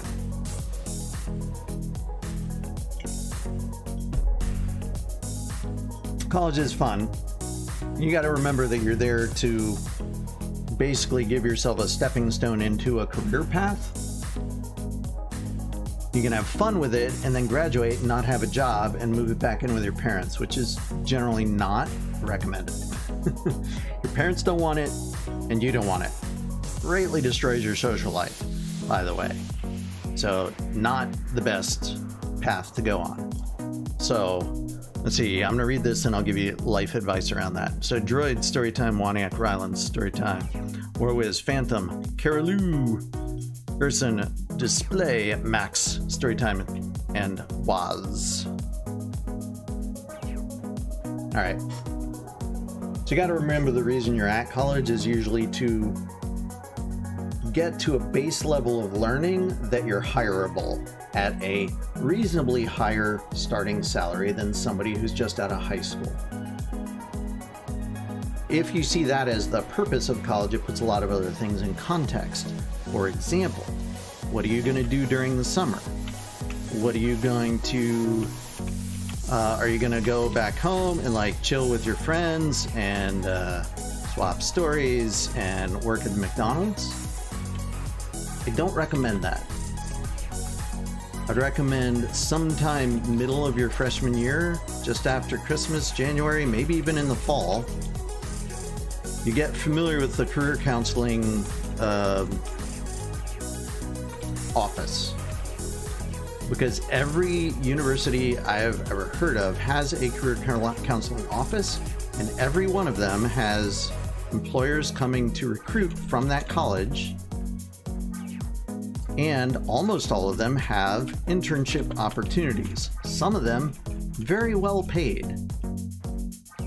For example, I went to work at Hughes Aircraft my freshman year. I went to work at Intel my sophomore and junior years. And that's where I eventually got employed after I got my master's degree. So those internships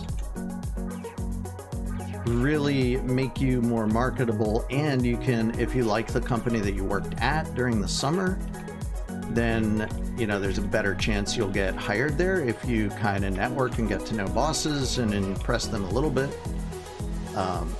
You can call them up directly and say, hey, I'm graduating, or hey, I'm looking for something to do my junior year. Can I, do you know of any opportunities in your company? And they'll say, no, come back and work for me. I need the help. So, highly recommended.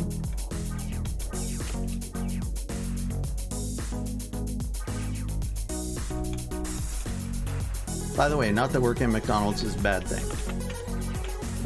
But if you're going to college, usually people are trying to work their way into a career path for better standard of living, for becoming an entrepreneur, from, doing something. It's just my perspective. That's my assumption, is that that's what people do, and that's why they go to college. If it's just for social time, you can create social time anywhere. But do it with other people who have that goal in mind too, then yeah.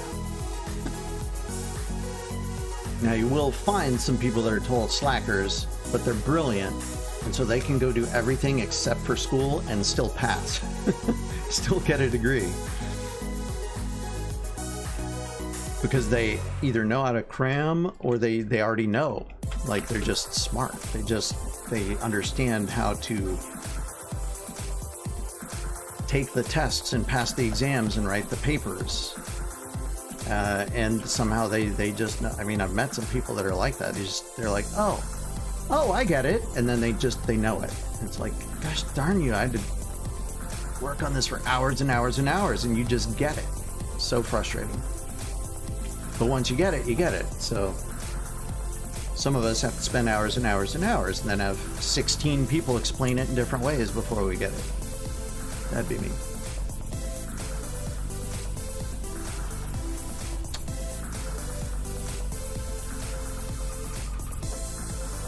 But once you get it, you get it.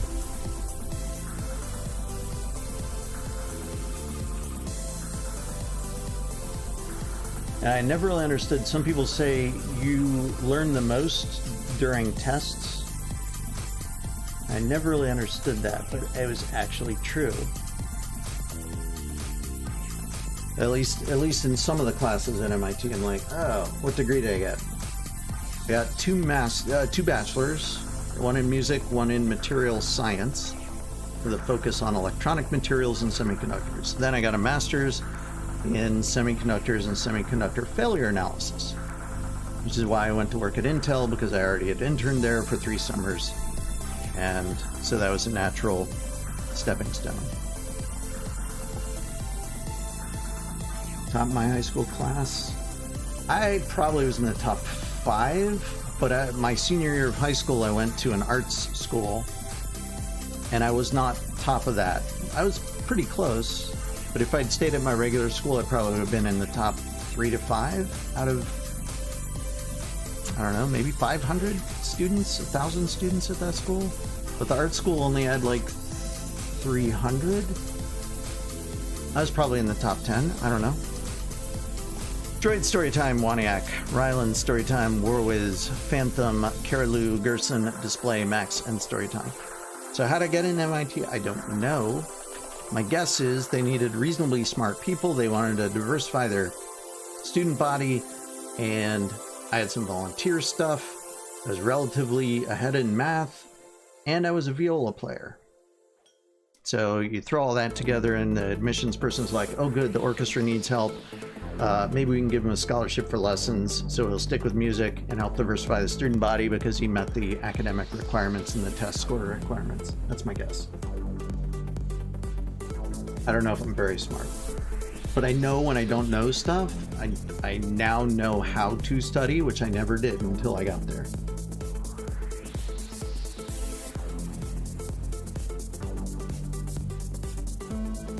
Yeah, so this is the crazy thing about college admissions. Every year they're looking for other stuff.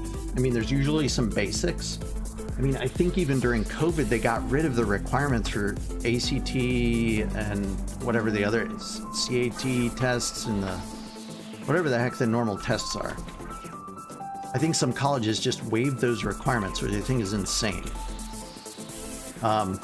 But every year, colleges will be looking for specifically different people. You know, the tennis coach will come and say, I really need better tennis players, or another tennis player because basically our top squad has graduated, right? So I need more players, or I need, you know, accordion players to play this thing in our diverse music history something. So my understanding of admissions is that there's like a base level you have to meet, but then there's the things beyond that they need or want, and that they may pay for scholarships for.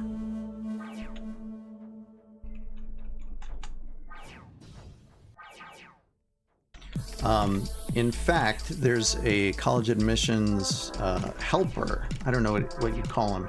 He tries to match colleges with students.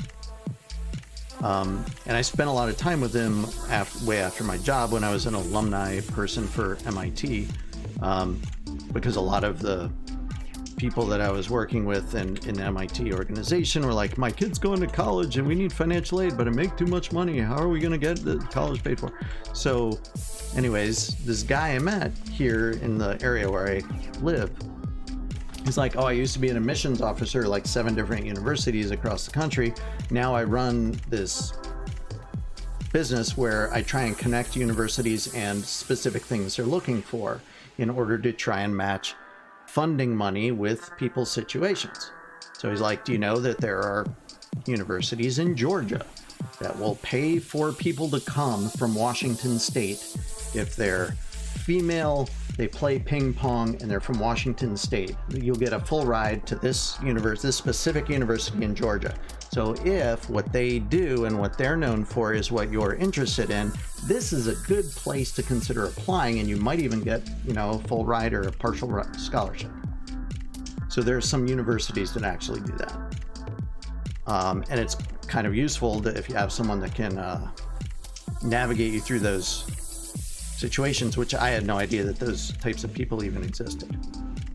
I just went to MIT because a friend of mine went there and he seemed cool, and I'm like, that's well known, like all the reasons you shouldn't go choose a university, right? Engineering sounds good, I think I know math somewhat, let me go there, right? It was completely a non-thought through decision. Actually, I'll tell you why I went there. I went there because the girl that I was trying to have fall in love with me in high school at this art school, like, she applied to all these conservatories, I applied to all these conservatories and all these engineering schools. I only got into the engineering schools, and the only place where the conservatories that she got into and the engineering schools that I got into overlapped was in Boston.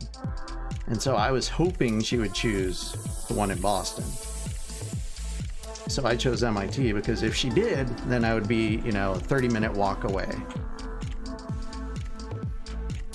Again, stupid reason for choosing a school.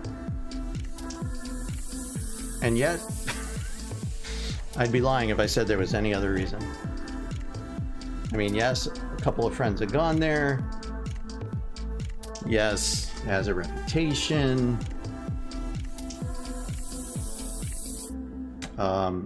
My grandfather had passed away, so I thought there was probably funding and financing for it if I needed it, which he thankfully bought a bunch of stock during the Depression, so he could pay for most of it, in retrospect.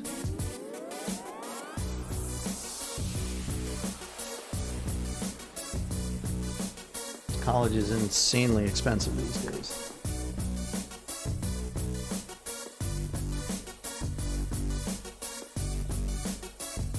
And the quest shut down. I got a connection fail. Good night, Jamar.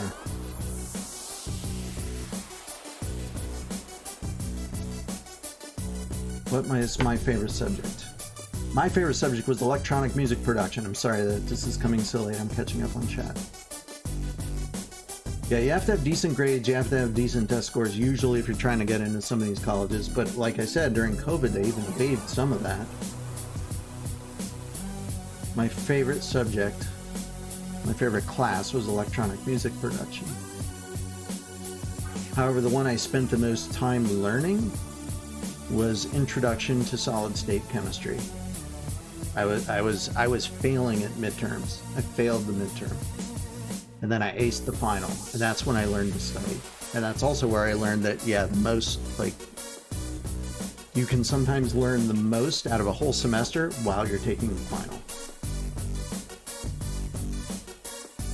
It is weird how you have to pay to learn.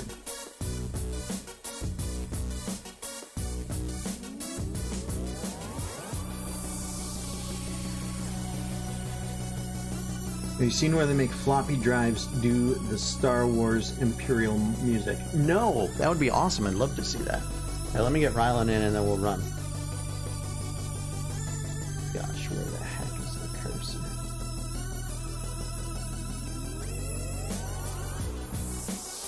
There we go.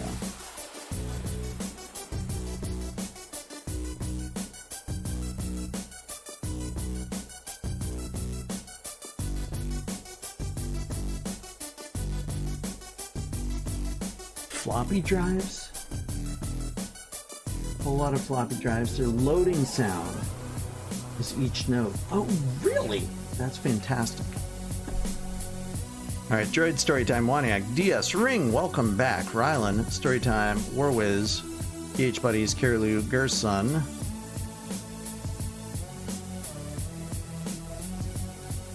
God Shadow, and Storytime. Did I actually sell the stuff I got? No, I better do it. I don't even remember what I got. I think they were weapons.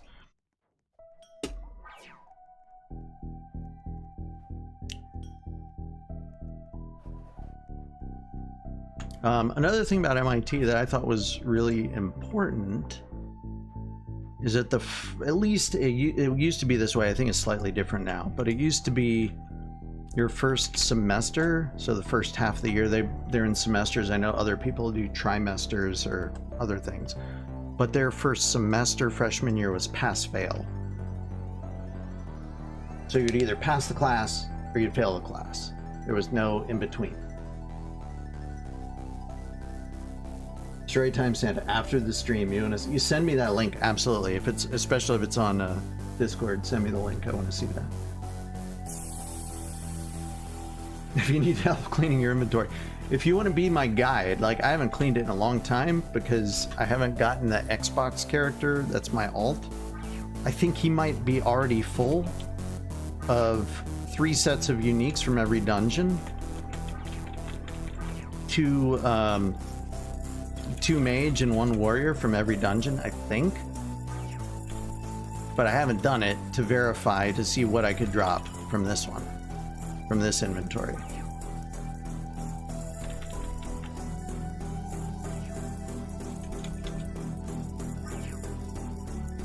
Because I'm sure there's some duplicates, though I don't and I'm sure that some of them I could just gift away to people because I've already got it on the other one.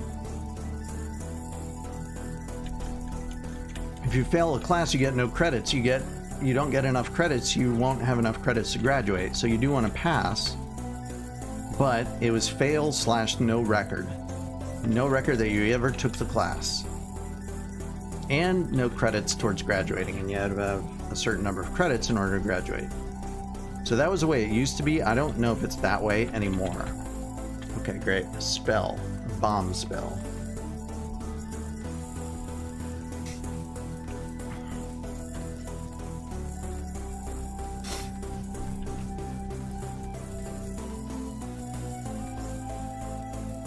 We had Krampus carrying us that time. Did you see that? With the coal axe even.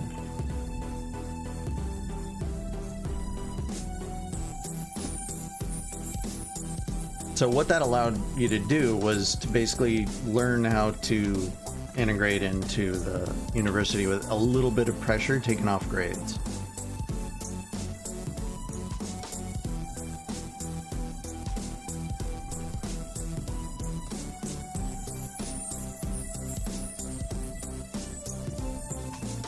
It's for a lot of people that this was the first like real challenge that they would have in their academic career. I know it was for me. I mean, there was stuff I had to spend time on in high school, but nothing that made me study for 3 or 4 hours a day. That was the solid state chemistry. After I failed that midterm and I realized I had no idea what I was doing, I would go to the teacher's assistant, I would find all practice problems, I would take old tests, and for 2 to 3 hours a day, every day, Monday through Friday, right before dinner, I would do an hour, and then right after dinner I'd do another 2 hours, and by the time I got to the final, I understood so much about what I was doing because I was practicing problems over and over and over, that when they asked a question on the test that I had never seen that problem before, I knew enough of the material to kind of figure out how to solve the problem they were asking. And I was like, oh, I just learned something. Because I knew all the building blocks for it, I could now build something to solve a problem. And I was like, oh, this makes so much sense. And I think it's because I spent so much time on that that I decided to go into that major. They don't have enough credits? They don't boot you? No. Or at least they didn't. I don't think they do. We had one guy in our fraternity, he didn't have the mindset. He was like, well, there's people playing this really cool game in the fraternity, and so I'm gonna go play the game instead of going to the class and, you know, skipping the test or getting the paper in late and trying to beg for an extension, da-da-da-da. Anyways, I graduated. He was a year ahead of me. I don't know if he graduated even the year after me. So, but he wasn't kicked out. I don't know if he ever finished or not. I don't know. But the company he works for now, he was really good friends with, and he played the board games with the people that worked at that company, and they hired him in. I don't know if they hired him in after he graduated or without a degree. I don't know. So it's the connections you make in college, not just the career office, but your peers, that can really help as you work your way through life. All right, Droid, story time. Kazine, Waniak, DS Ring, Ryland, story time. Orwiz, Phantom, PH, Carolou, God Shadow, story time. And Kazine. Kazine is in here twice. That's nuts. It can be stressful. Did I upgrade my legend yet? No, I have not upgraded my legend yet. Partly because it's a low legend, but partly because I don't know that I've got enough gold for it.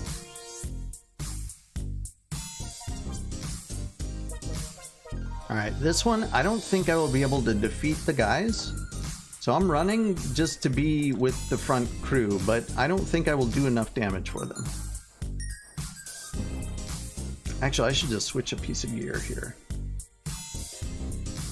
Ah, not cosmetics. Actual gear.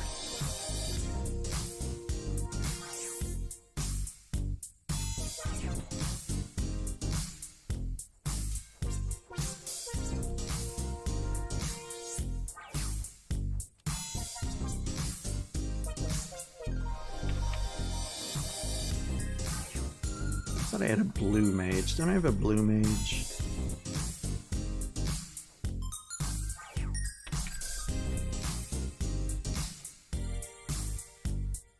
Maybe not.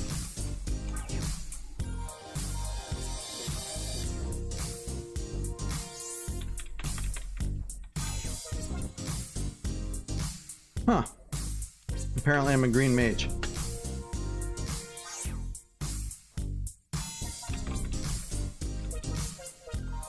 Just need a small amount, 83 billion to upgrade it, yeah. That's gonna be a problem. And yes, it can be totally stressful. I mean, just like anything that, you know, I don't know, in today's society, it's so stupid. Can I say stupid? At least in the US, there's this fear of offending people, or, you know, you didn't finish first, second, or third, so you're not going to get an award. Oh, that's not fair, so we shouldn't recognize the people that are at the top because it makes the people that aren't at the top feel bad about themselves. Like, come on, man. What are you going to do? Pay people to stay at home and watch TV? No, life is competitive. If you want to get compensated for your brain power or your labor or whatever, you have to put forth energy and effort, and people will want the people that do that better than others. I would rather pay more to have someone that's good at something. So anyways, is it stressful? Yes. And it's because you have that intention of being better than many people. And when you're trying to be better than the, you know, the top group of a top institution, you're not gonna be. And that really puts a lot of stress on people because they're used to being number one in everything. In fact, at the freshman picnic, I think it was 400 people or something when I was there for the freshman class. And they said everybody who is a valedictorian in their school, which means number one, right? Everyone that is valedictorian in their school, or whatever, the top person in their school, please stand up. And over half of the people stood up. They said, all right, look to your left, look to your right. Probably at least one of those two people is not going to be here in 4 years. It's going to be too hard for you. You're not going to be able to cut it. And that was like, what? Are you kidding me? Now, I think that was more of a scare tactic than anything, but it was trying to get people to say, look, you got to take this seriously. You're here to do something. What the heck did I get? I can't even find what I got. I know it was junk, but what did I get?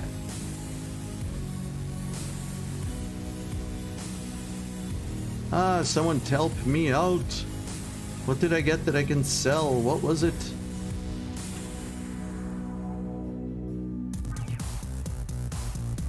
Yeah, I totally think it's a good mindset to be competitive. Look, I don't know. Do you want to go, when you have a heart issue, do you want to go to the doctor who scraped by, or do you want to go to the doctor who was kicking ass in school and on his rotations and, you know, has great references from the people that were training him?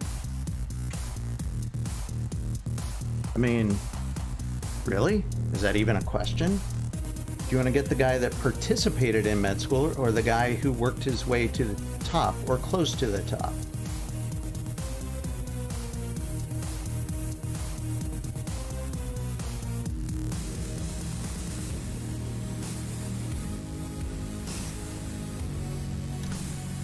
Do you think you have a great business idea and people should just give you money because it's a great idea, but you don't know how to execute a business plan? But still you should be successful because you think you should? No, you gotta prove it. You gotta make it. You gotta make it happen. You have to be an action-oriented competitive player. It's a marketplace of dog-eat-dog world, if you will. Right? It's not a choice. And I think that our country specifically, I don't know if it's that way in other countries, has lost sight of how important that is.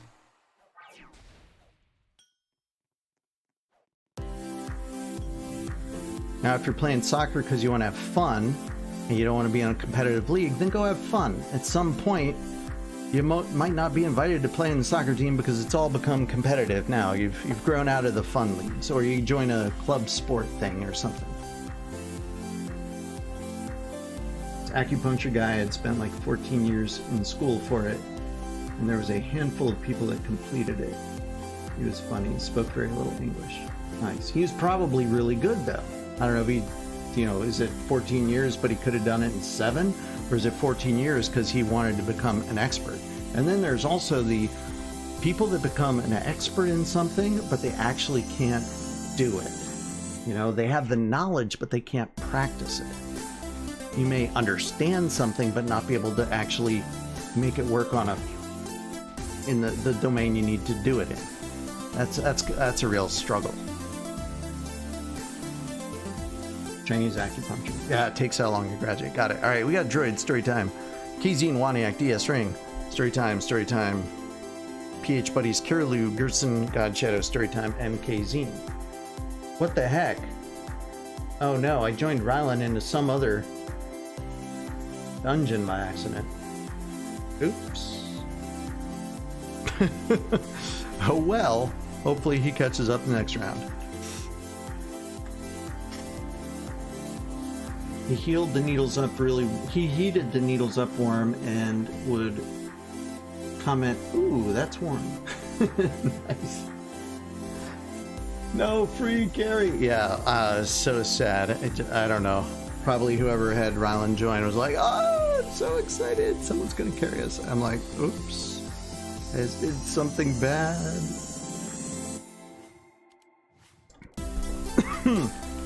I was a meanie.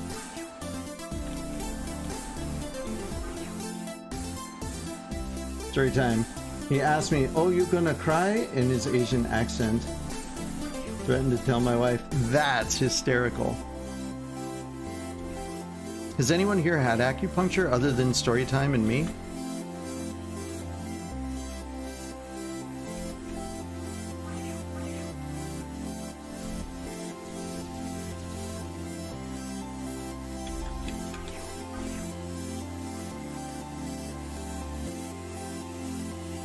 By the way, I don't know why I'm telling you life stories and whatnot today. It's just like, I just gotta talk. I don't know why. I don't know why. She swallowed the fly. I guess I'm not doing any damage. Because I have my skill points all screwed up. Storytime says it did wonders for his foot pain.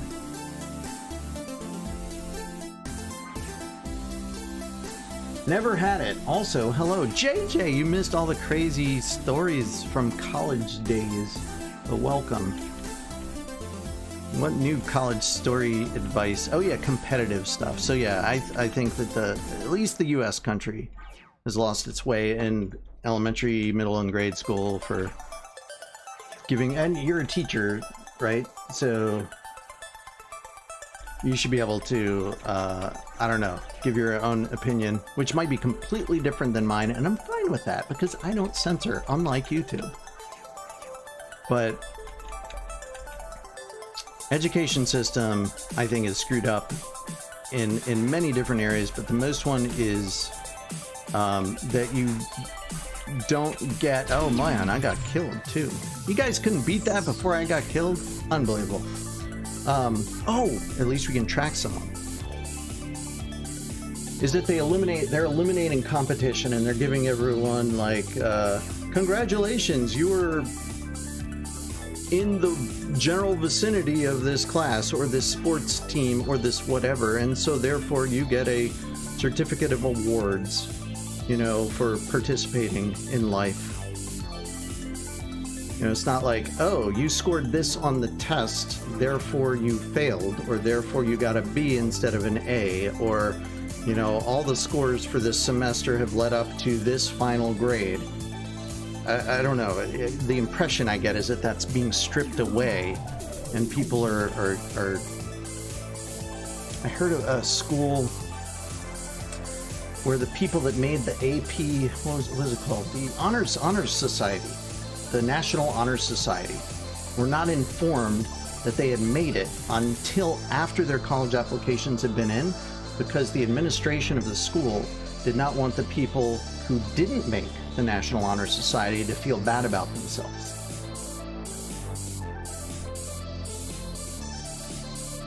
I'm like, that's just, they should be fired immediately.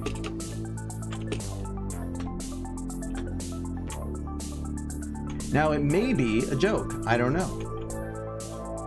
But still, it's something that I'm gonna put on college applications. It's one of bazillions of metrics you can use to differentiate different types of people for college admission. It's, you know, just one of those things. One more piece of the puzzle, right?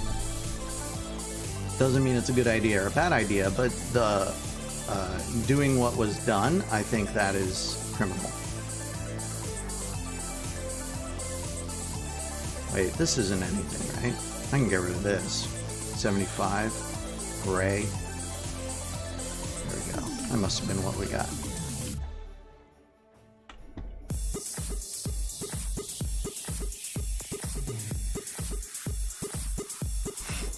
I don't know. I think the competition you need to survive in some of the upper echelons of management or engineering or even musicianship. Here's an example of in the music world. So when I went to in high school, I was fairly, like, I didn't know if I was going to go into science, math, or music. And my parents said, you've got to go to this amazing place. It's where your aunt and uncle met and got married, and it's brilliant, and your cousins have been going for 3 or 4 years, and they all play musical instruments and all these things. So anyways, I went to Interlaken for a summer camp. It was an 8-week summer camp. How much money do I have? What do I have? 25 billion, right? That's what I have. But it was this 8-week summer camp, and every single week, and it wasn't just for musicians, it had dancers and painters and, you know, all sorts of arts things. At the end of the summer, the theater group would put on either 1 or 2 plays, I don't remember. A full-blown Shakespearean play was one of them. Why is Ryland not in the lobby? Oh, Aquatic Temple. There it is. You know, and the theater group, there would also Gilbert and Sullivan that would do 2 productions. Anyways, long story short, lots of stuff. But every single week, it was a full-blown orchestra concert. There were 2 orchestras. There was the upper-level orchestra, and then there was the, you know, lower orchestra, which I was always in. But I was trying to get to the first chair in the lower orchestra. And every week, they called it Bloody Fridays. Concerts were on Saturday. On Friday, your whole group, so for me, it was violas.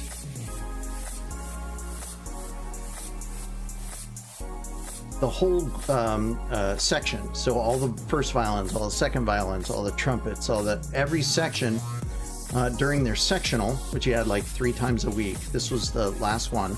During the sectional, they're like, all right, we're going to have the last chair and the second to last chair play these 2 sections of the piece behind a screen, and everyone else in the section would vote as to who did better.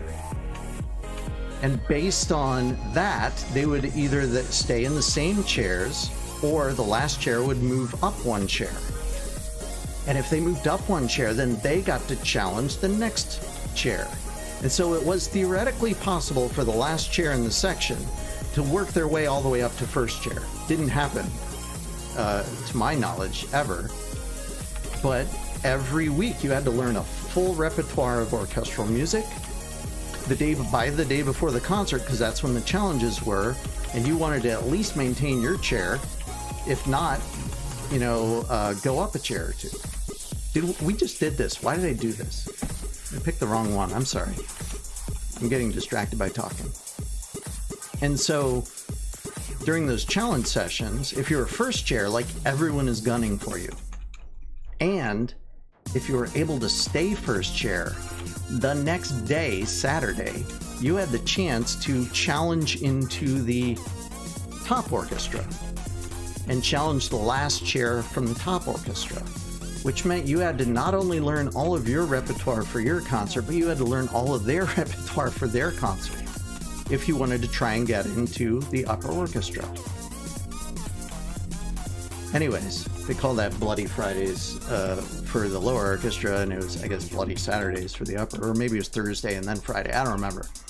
But that was stressful, but it made you realize that these people here, these are people that are going to be professional musicians, a lot of them, and you don't mess around. You got to learn your stuff, and you got to be good, and you got to be able to perform in front of people, even if they can't see you, and your peers are basically voting on how well you did or didn't do.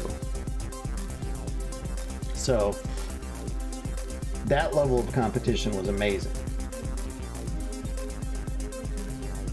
I think it was a little excessive, but I got better, more better in that summer, 8 weeks, performing 8 concerts and having learned sometimes 2 repertoires so I could try and challenge into the top orchestra. I progressed more that 8 week summer than I did the last 3 years in high school in terms of musicianship and understanding what it was all about. It's that level of rigor and focus. This is just amazing. And so if you put yourself in positions like that, sort of pressure cookers like that, category on Twitch isn't right. Is that correct? I could have sworn I changed all this. Edit stream. Oh my gosh. So I changed the name of the stream, but I didn't change the category. I'm so sorry.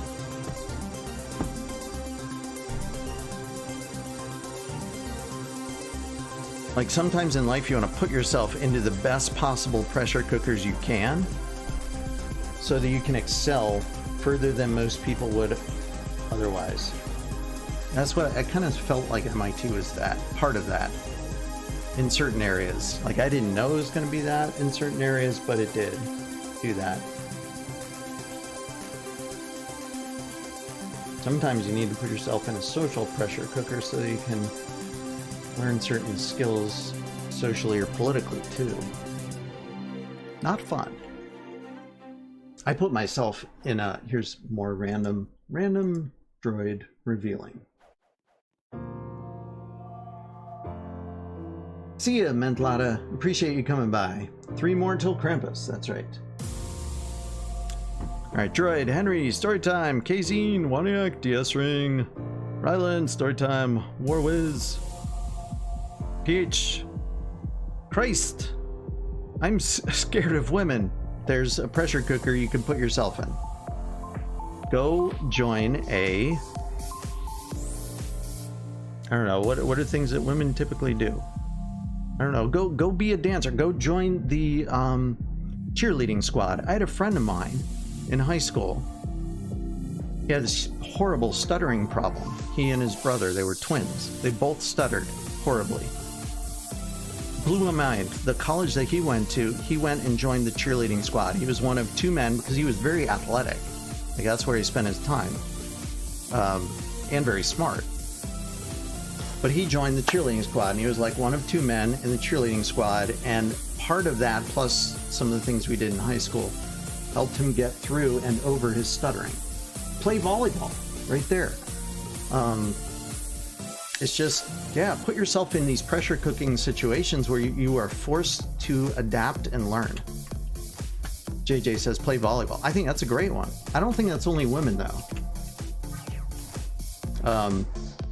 Reed played volleyball the first trimester in his new school, and it was a lot more women than guys. That's true, though I don't know why. By the way, I can't do enough damage, so I hope someone else comes.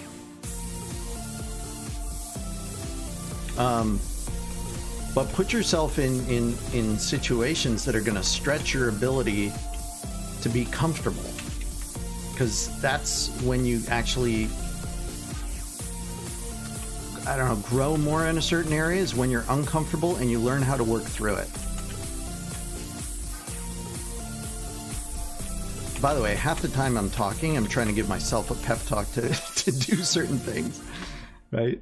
Like, the good old days. It's so easy to rest on my laurels and just kind of do. But, you know, I need to start stretching and growing in my own career path right now. I need to stretch and grow in this YouTube stuff, video editing. Why am I doing these horribly bad cover songs? Partly because I think it's funny, but I want to get my music chops back a little bit. Not so much the singing. I know I'm singing badly, but the creativity of being able to create a full, complete new thing. Like eventually I want to be able to write the music again, because I haven't written music in a long time. So this is like putting the training wheels on and easing my way into it.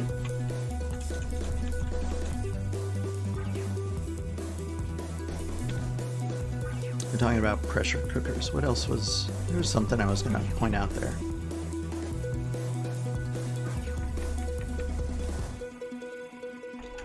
Yeah, the stuttering guy. He's now like one of the top, what's it called, anesthesiologists in whatever state he's in. He's on those magazines, you know, the top such and such when you're reading in an airplane, the top dentists in New York or whatever. How you get on those lists, I don't know, but whatever. He apparently was awarded that a couple of times.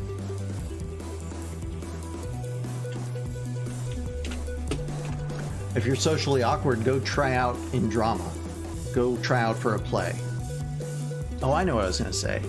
I was horribly mortified in high school because we had to memorize poetry and then do it in front of the class. That was my freshman year of high school.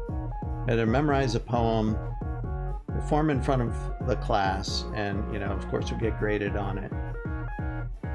And I kind of blew it off, and never really got to the part where I had done it out loud. Waniak's heading out. Oh no. No, the other campus Kirk. Alright. Whoops.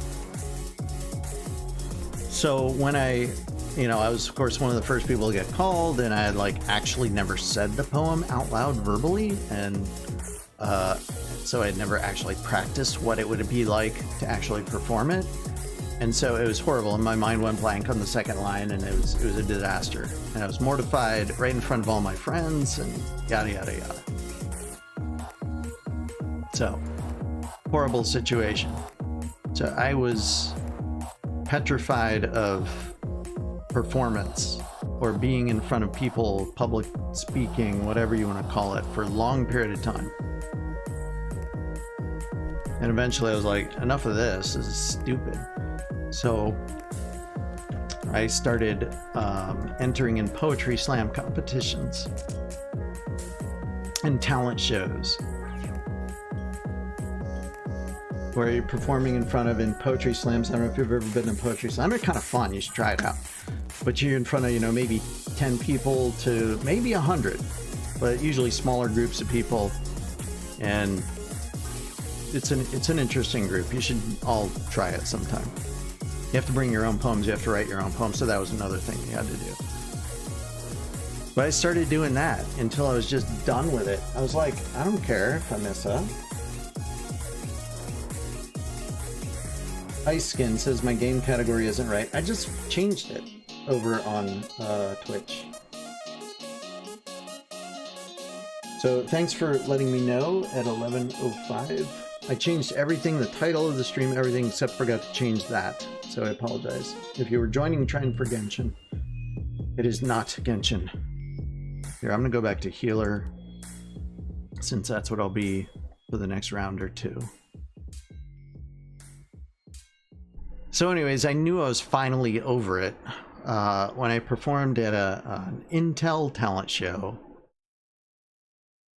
where there was over 1,000 people, and I was performing my own poetry from memory with music that I composed as a backdrop. And I was like, you know, standing ovation. I was like, all right, I'm done. I got this. I understand this now, how to do it. If I ever want to do it well again, I can do it.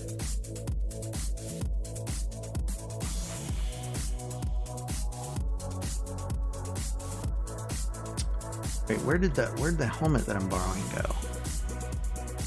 There it is.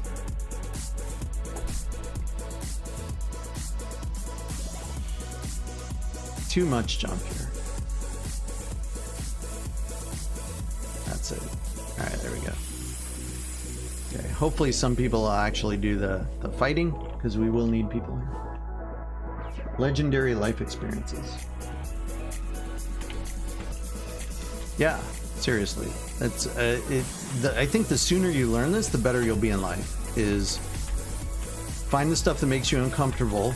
Maybe you figure out why it makes you uncomfortable, maybe not. It doesn't really matter. It's just learn a way to work around that. Oops, I forgot to drag him down, didn't I? I've forgotten this dungeon completely.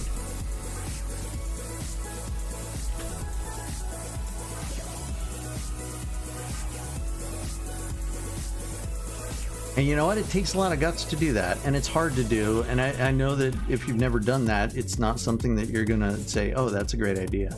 Until you've done it once and, you know, failed miserably at it, and it's totally sucked, and then you do it again and fail miserably and do it again and fail miserably and then do it again, and you're like, hey, that wasn't as bad that time.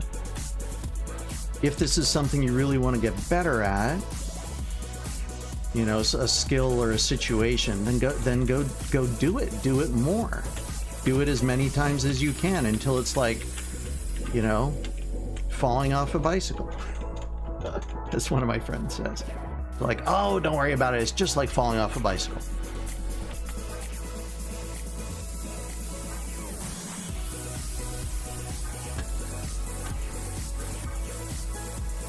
I think one of the things a lot of people need to get over in some situations is just looking stupid. Like, you're gonna look stupid at times, so just don't worry about it. I think the real skill is how to recover with some grace and some integrity. If you end up, you know, being in a situation where you're like, oh my gosh, I just put my foot in my mouth. You know what I'm saying? Everyone's AFK, yeah, pretty much. Thank you. I appreciate the people that are doing the damage, because I'm just running along.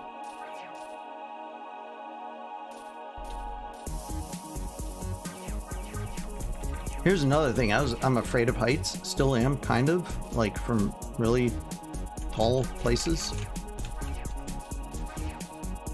And I was also afraid that I was losing my sensibility on mortality. Like, if things are too easy and comfortable, you tend to just procrastinate more and not be on edge, not be in a competitive world, not be not be progressing in life sometimes. At least that's the way I felt.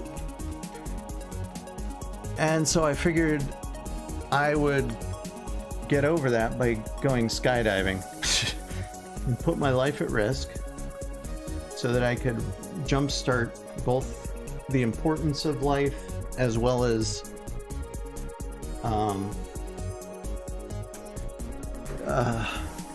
cherishing where I was in life and the amount of life that might be still in front of me, so I don't like waste it, don't become complacent, don't take things for granted. So yeah, so I went skydiving just to prove to myself that life is worth living. You need to cherish it every moment. You know, you could instantly die at any time, so could everyone you know. So, you know, just be more conscious of mortality. That was why I went skydiving. I think it worked. It helped a lot. I then went scuba diving because I was, you know, had this fear of drowning ever since I was a kid. We spent summers in Oregon on the coast, and my sister and I were playing in the sand, and a sneaker wave came up. And if you don't know what that is, it's like basically a mini tidal wave. It's, you know, 20 feet higher than the normal waves, and, you know, comes way further up the beach than normal. and we almost got pulled out to sea, and I was like, oh my gosh, scared to death of water, especially the ocean. So go scuba diving. So I became a certified scuba diver and had gone down as far as 120, 150 feet. Went through ships, caves, underwater caves, swam with manta rays, which was really cool, and unintentionally swam with sharks, which was, in retrospect, incredibly scary for me, even though they weren't like carnivorous sharks. Oh, wait, did we do Gilded Skies or did we just do Northern Lands? I've forgotten. Are we on Krampus? What are we doing now, guys? I'm so just turning the crank on this snowflake grind that I've forgotten what we're doing.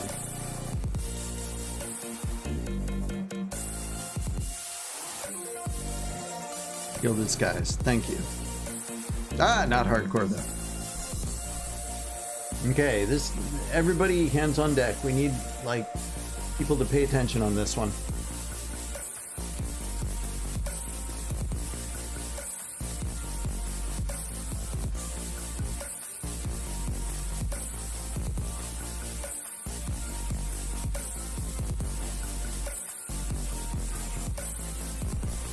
Alright, I gotta sell whatever I got. What did I get?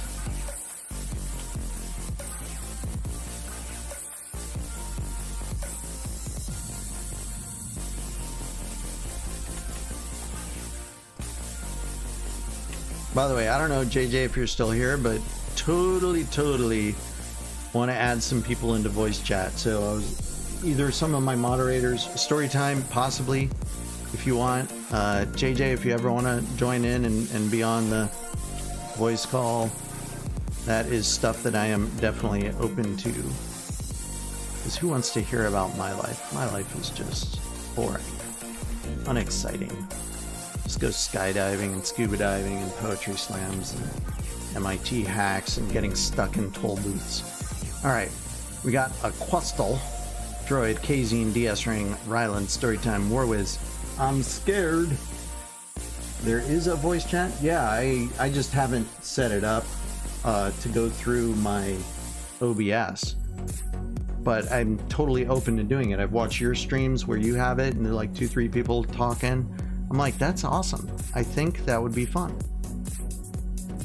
You know, maybe longtime players with us, even if they're not mods, we could add them in as well.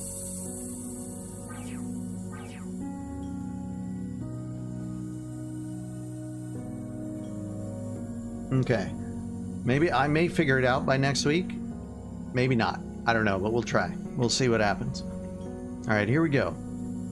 A Quastel droid. I just read all the names. Hopefully that's good. Hopefully we win. You have no idea how to set up the voice chat. I know how to do voice chat in Discord. What I don't know is how to send the output of that into OBS so that it gets broadcast out. I'm pretty sure it's easy and obvious. I just haven't spent the time to do it. We're in trouble, says Ring. Why are we in trouble?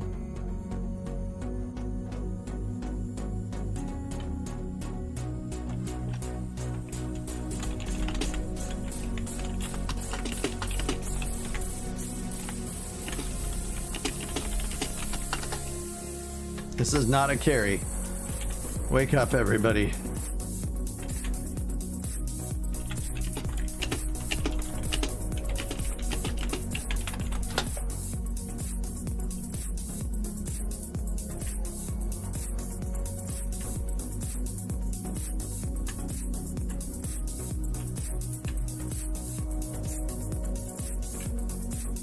If we have the desktop volume on. Okay, so what I need to do, because I have the music is coming from desktop. Oh no, that is not coming from desktop. Okay, so I need to put the output to the desktop audio, because I already have desktop audio going, which is actually the music. Huh. All right, well, we'll figure it out. Who is this? This is Storytime's alt? Okay. Let's go. I'm scared of women! Let's go!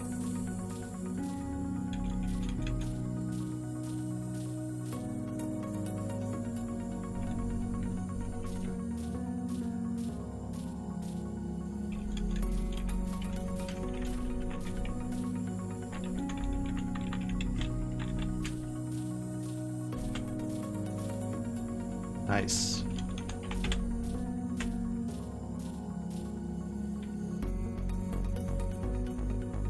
Yeah, I'll experiment with it. We'll figure it out.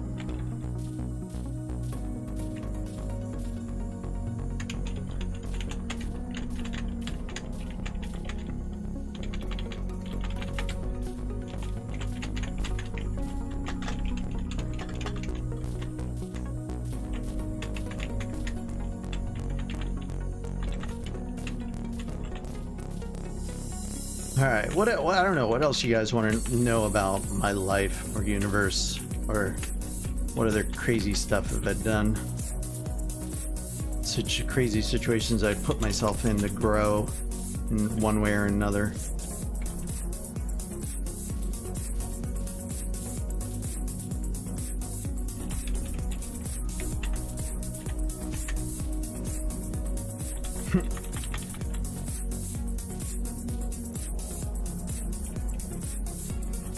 When I started this channel, it was 6 years ago, I believe, at this point. 6 years ago, my first son, we had just moved to Seattle for a little bit, a couple years before moving back where we are. And Reed was, I don't remember how old he was, but I had a friend over. And I was like, we need to, you know, is a new place where I was working. I'm like, we need to build up some camaraderie with, you know, some people I'm working with, people that are helping me. So I invited him over to play video games, specifically Portal 2, so that he and I could learn how to work together to solve problems. Because that's what Portal 2 is all about. At least the co-op part of Portal 2 is all about that. And my son saw us playing it, and he, ever since then, you know, that next week or two, he's like, Dad, I want you to show me the robot game. Because when you're playing Portal 2 in co-op mode, you're a robot. So he continually wanted to play the robot game, so it started out with, you know, me and him holding the controller and not knowing what to do with it. So anytime something needed to be moved from the second robot, I would grab the controller from him if he couldn't do it, and I would try and play 2 players using both controllers myself to solve problems, and he was a participant mostly by observing. And then fairly quickly he learned how to use the controllers and how to move and how to jump and how to shoot portals, and so then it became, you know, I would sort of direct him like, oh, okay, to get through this one, we need to do this, this, or this. And he would actually be able to do it. And then eventually it got to the point where he would figure out ways to do things a little quicker, faster, cheaper than I was doing them. And so that's how we started playing video games. And I was like, oh, we're going to play something else together. And my gosh, we're spending all this time watching Dan TDM and Stampy. We could make videos as good as this, or at least I could. And I think it'd be fun. It was hard to find videos at the time of, you know, parents and kids playing together. So I'm like, we could do that. That's how this channel started. It started out just 100% Minecraft with us starting a survival series together and learning the game at the same time. And it was an absolute blast. Then we started dabbling in Roblox, started dabbling in Unravel, went back to Portal a couple times. It's Krampus time, guys. Went back and did a couple of Portal 1 and Portal 2 playthrough series. Ring, I appreciate you being here for this. But dude, you've got school in like 4 hours. What are you thinking? What are you thinking, sir?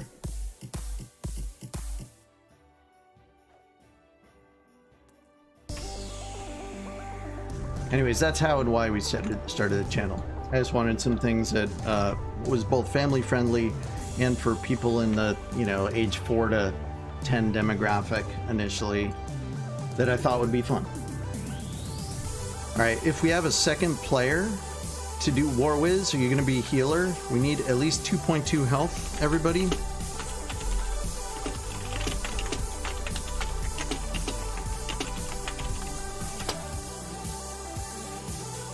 Slum class will wake me or I'll take a nap in the pool. Oh, there you go. Ring, you have swim, you do swimming? That's awesome. So when I'm saying I'm absolutely scared to death of water because I almost drowned as a kid, and you say, oh yeah, well, I swim like breathe because I do it every day. It's the beginning of my school day. You're like, you don't relate. But now that I'm over it through scuba diving, I'm not a competitive swimmer, but I'm much less scared of the ocean. As long as I can see shore, I'm fine.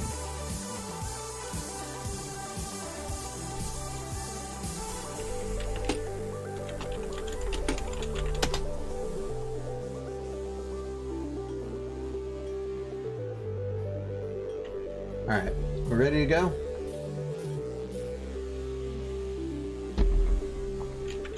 Aquastol Droid, Kazine, DS Ring, Rylan carrying. War Wiz, I'm scared of women. Gerson, Isaac, God Shadow, story time. You may be good at dodging.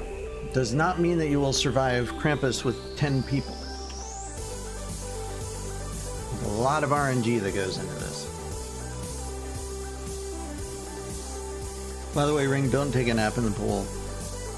Unless you have like one of those reclining mattresses or something. Don't recommend it. Don't recommend taking a nap in the pool, or you'll be swimming with the fishes.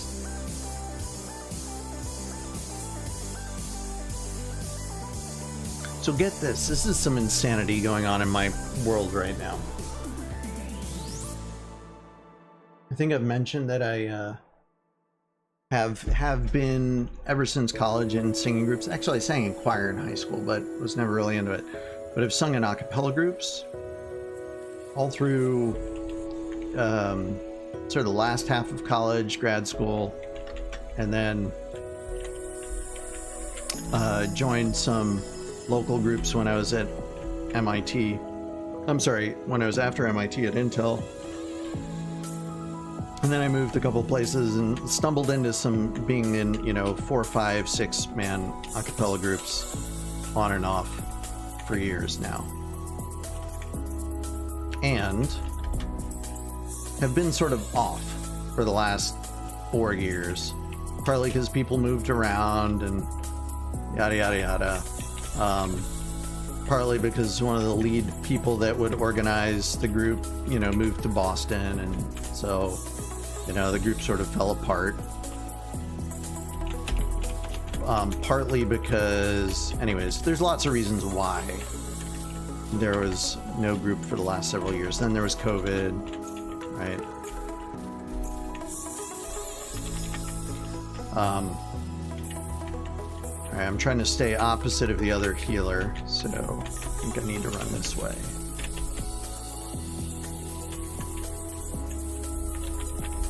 But anyways, so some of the guys that I was singing with, he's like, hey, we got to get the band back together.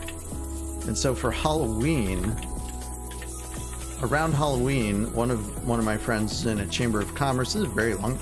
Tell very long stories. All right, so the background is, one of the guys in the singing group works at a Chamber of Commerce. There was a pizza place that was opening that was relatively new, and they had this pirate theme, and so they wanted some people to come and sing some pirate songs during their opening, you know, weekend or whatever it was.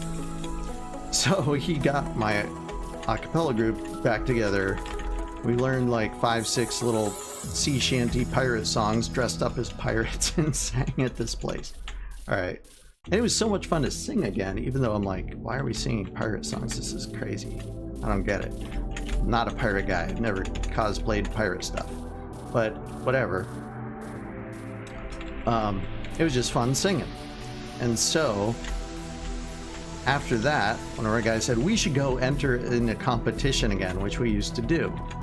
You know, in our regional a cappella competition. We should go as a pirate group.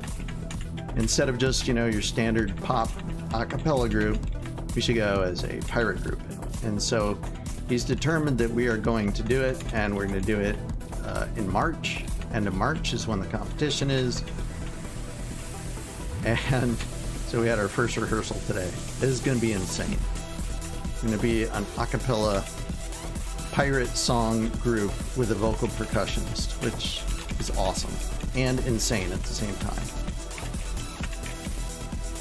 To be fun, though. Should be fun.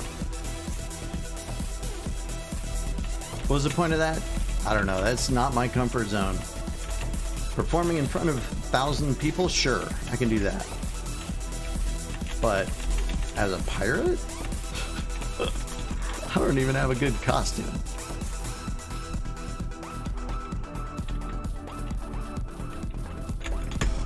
Why did I do that? That was dumb. Alright, that was just me being dumb.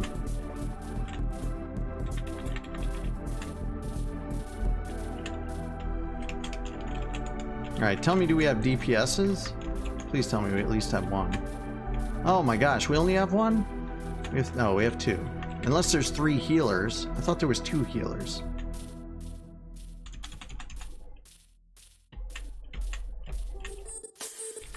Please tell me there's at least 2 DPS and 1 healer. Oh no, he's gonna die! He died! Is he alive? He is alive. Okay. Okay, we have 2 DPS, 2 healers. Good.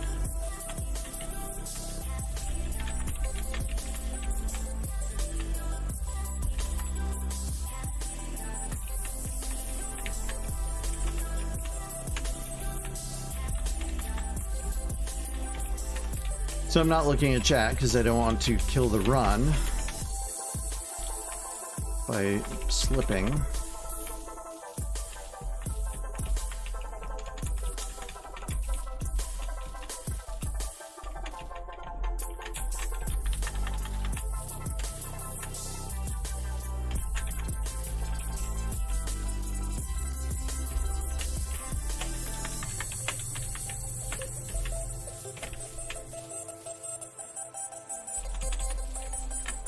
Okay, might be able to do it. Gonna be close though.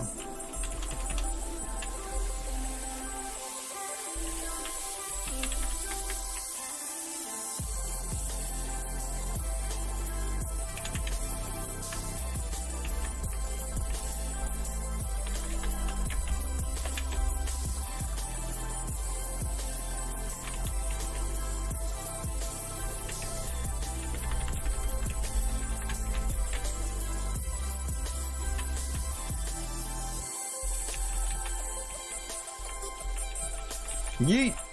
Nice. No cause. Sadness. Alright, let's catch up on chat here.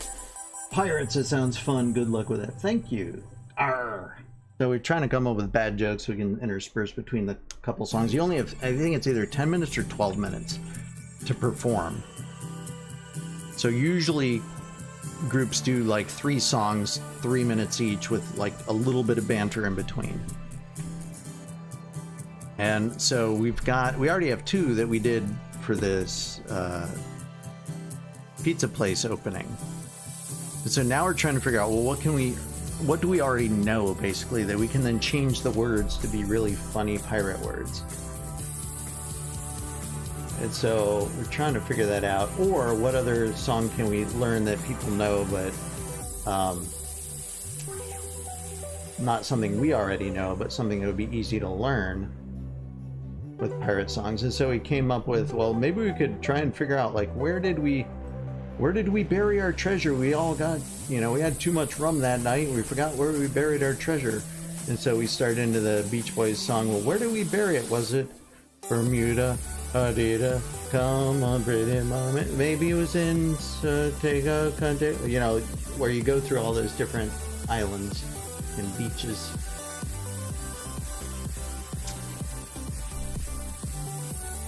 What it do, DroydTDR? It's Akarani! What's going on? Akarani! Good luck with that. And Boots! What is it? Wait, what? Boots? Meaning I need pirate boots or what? I'm confused. JJ, tell me. I need to be clued in. All right, let's see. Gustal, Droid, Kazine, DS, Rylan, Warwiz, Healer number 2. I'm scared of women. Gerson, Isaac, God's Shadow. Okay, if you didn't make it to the end and you don't have 2.2 health, change your health now. So whoever made it to the end, you're fine. If you got 1 million health or 1 billion health, fine. If you survived. If you didn't, change your health. You missed the sentence above boots. What I see is pirate. That sounds so fun. Good luck with that. And boots. I don't see... It says live chat. It doesn't say top chat. It says live chat. So apparently it didn't put in the... It didn't put in the sentence above that. What's your set right now? Asks Maple. Here's my set right now. Guardian, which I'm borrowing. I have Oathsworn of that. Blue Oathsworn. And a Blue Guardian Gilded Scale. And my unupgraded, but I got it on last Saturday, Legend. It's been a long time since I dropped a Legend, but there it is. Yay! Yay, Droid.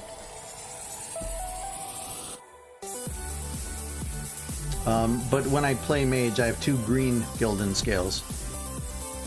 Alright, Augustal, Droid, Kazine, DS, Rylan, Warwiz, I'm scared. Gerson, Isaac, God, OG Guy, and Storytime Santa. Does OG Guy have the health? Or did he just join in and not know? I hope he does. Please have 2.2 health. That's, there we go. We'll just start. When is this stream ending? Well, I'm going a little longer than normal. This might be the last run. I don't know. Yeah, probably the last run.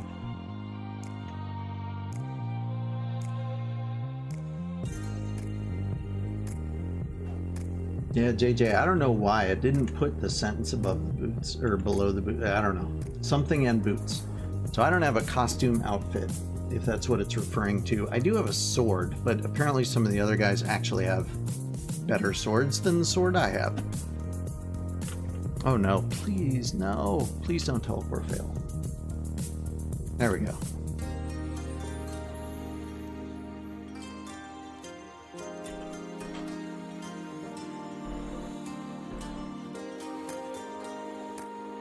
And for those who don't know, we got a cat. We got a kitten for Christmas.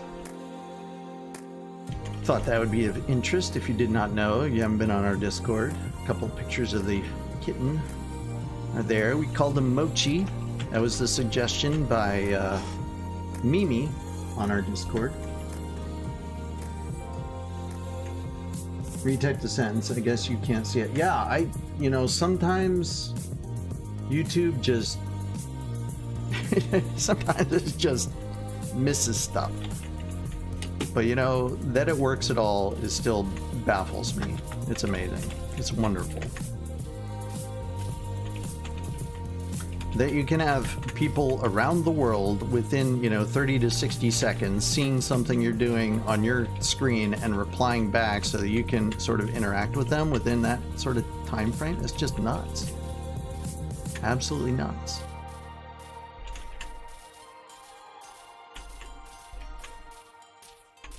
Oh, another thing we were going to do with the pirate stuff is we're going to have one pirate who's more of a modern day pirate, and he's like pirating software, or he's going to be a corporate raider. And I don't know how we're going to work that into things, but it's a concept that's currently in progress, being developed.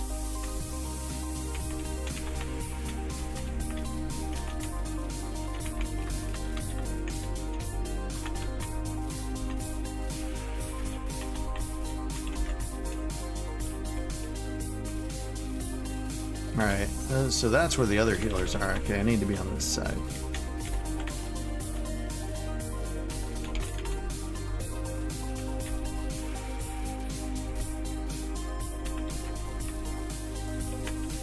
No! Did I just kill people? Hope not. Good, they were able to dodge my ineptitude.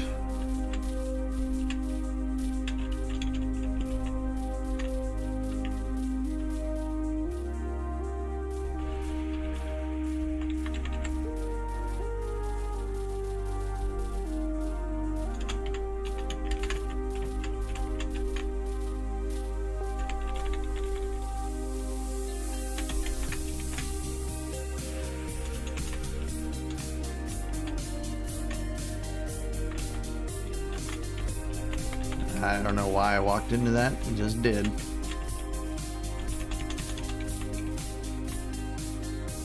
I just did it for some reason.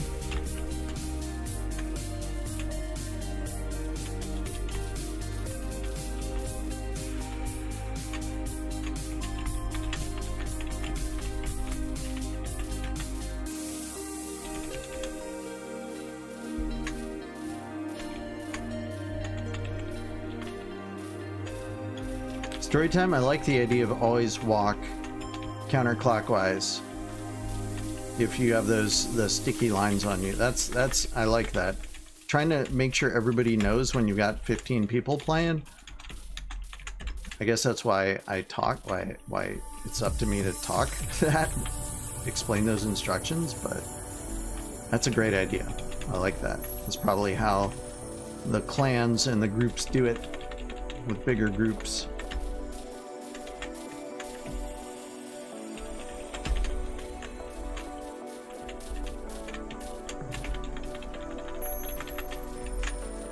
Oh no, we lost some people. Whee! Can I make it? Yes, I can. That's crazy. I have enough armor to actually run through the frost. That's nuts. Alright, come on, let's get it. Nah, got nothing.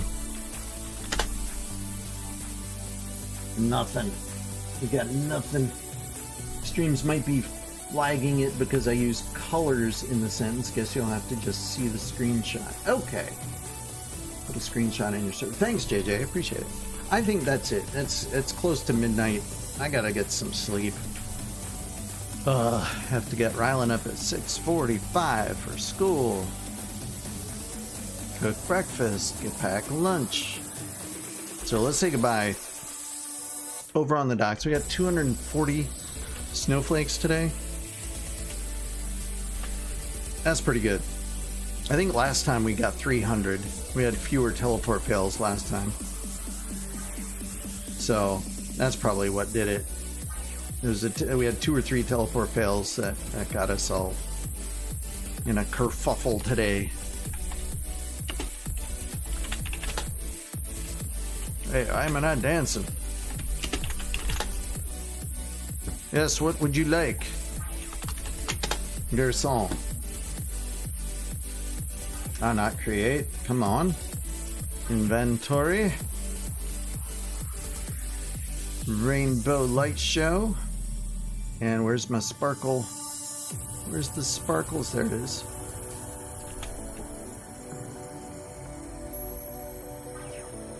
Alright, and Ring, if you're here, I need to give you your helmet back this time, so don't forget. Let's see if Ring is here.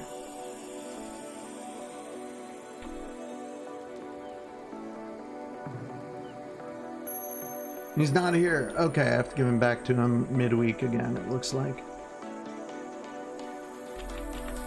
But thanks everyone for coming tonight. I really appreciate it. Sorry you heard my life story and all sorts of life things and school things and whatever, but I don't know. You never know what you get. You got to give me more interesting concepts or topics to talk about if you don't like what's being talked about. But thanks for coming, everybody. Who do we got here? We got Gerson. We've got Warwiz, we've got Droid, we've got Isaac, we've got OG Guy. Who do we got over there? I can't read the name. Kazine. We had a couple Kazines in. We got JJ in the chat. Who else do we have here? Isaac Gamer. I think I missed that. Earlier we had Waniak playing. We had Ring playing. We had a handful of other people playing as well. Thanks for coming. Feel free to dance the night away, at least for the next minute or two. Well, I'm logging off and shutting things down. Interesting stories today, says Jason. Good. Well, if you have questions or you want to hear other things or about other topics, feel free. I know you don't know my life, but I just threw out a bunch of random stuff today. So maybe some of that will spark interesting topics for next time. Feel free to put those on Discord or whatever. And we'll see you next week. This weekend, we'll probably do a couple runs in Dungeon Quest on whatever Roblox stream day we do. And then the other day, I don't know what we'll do.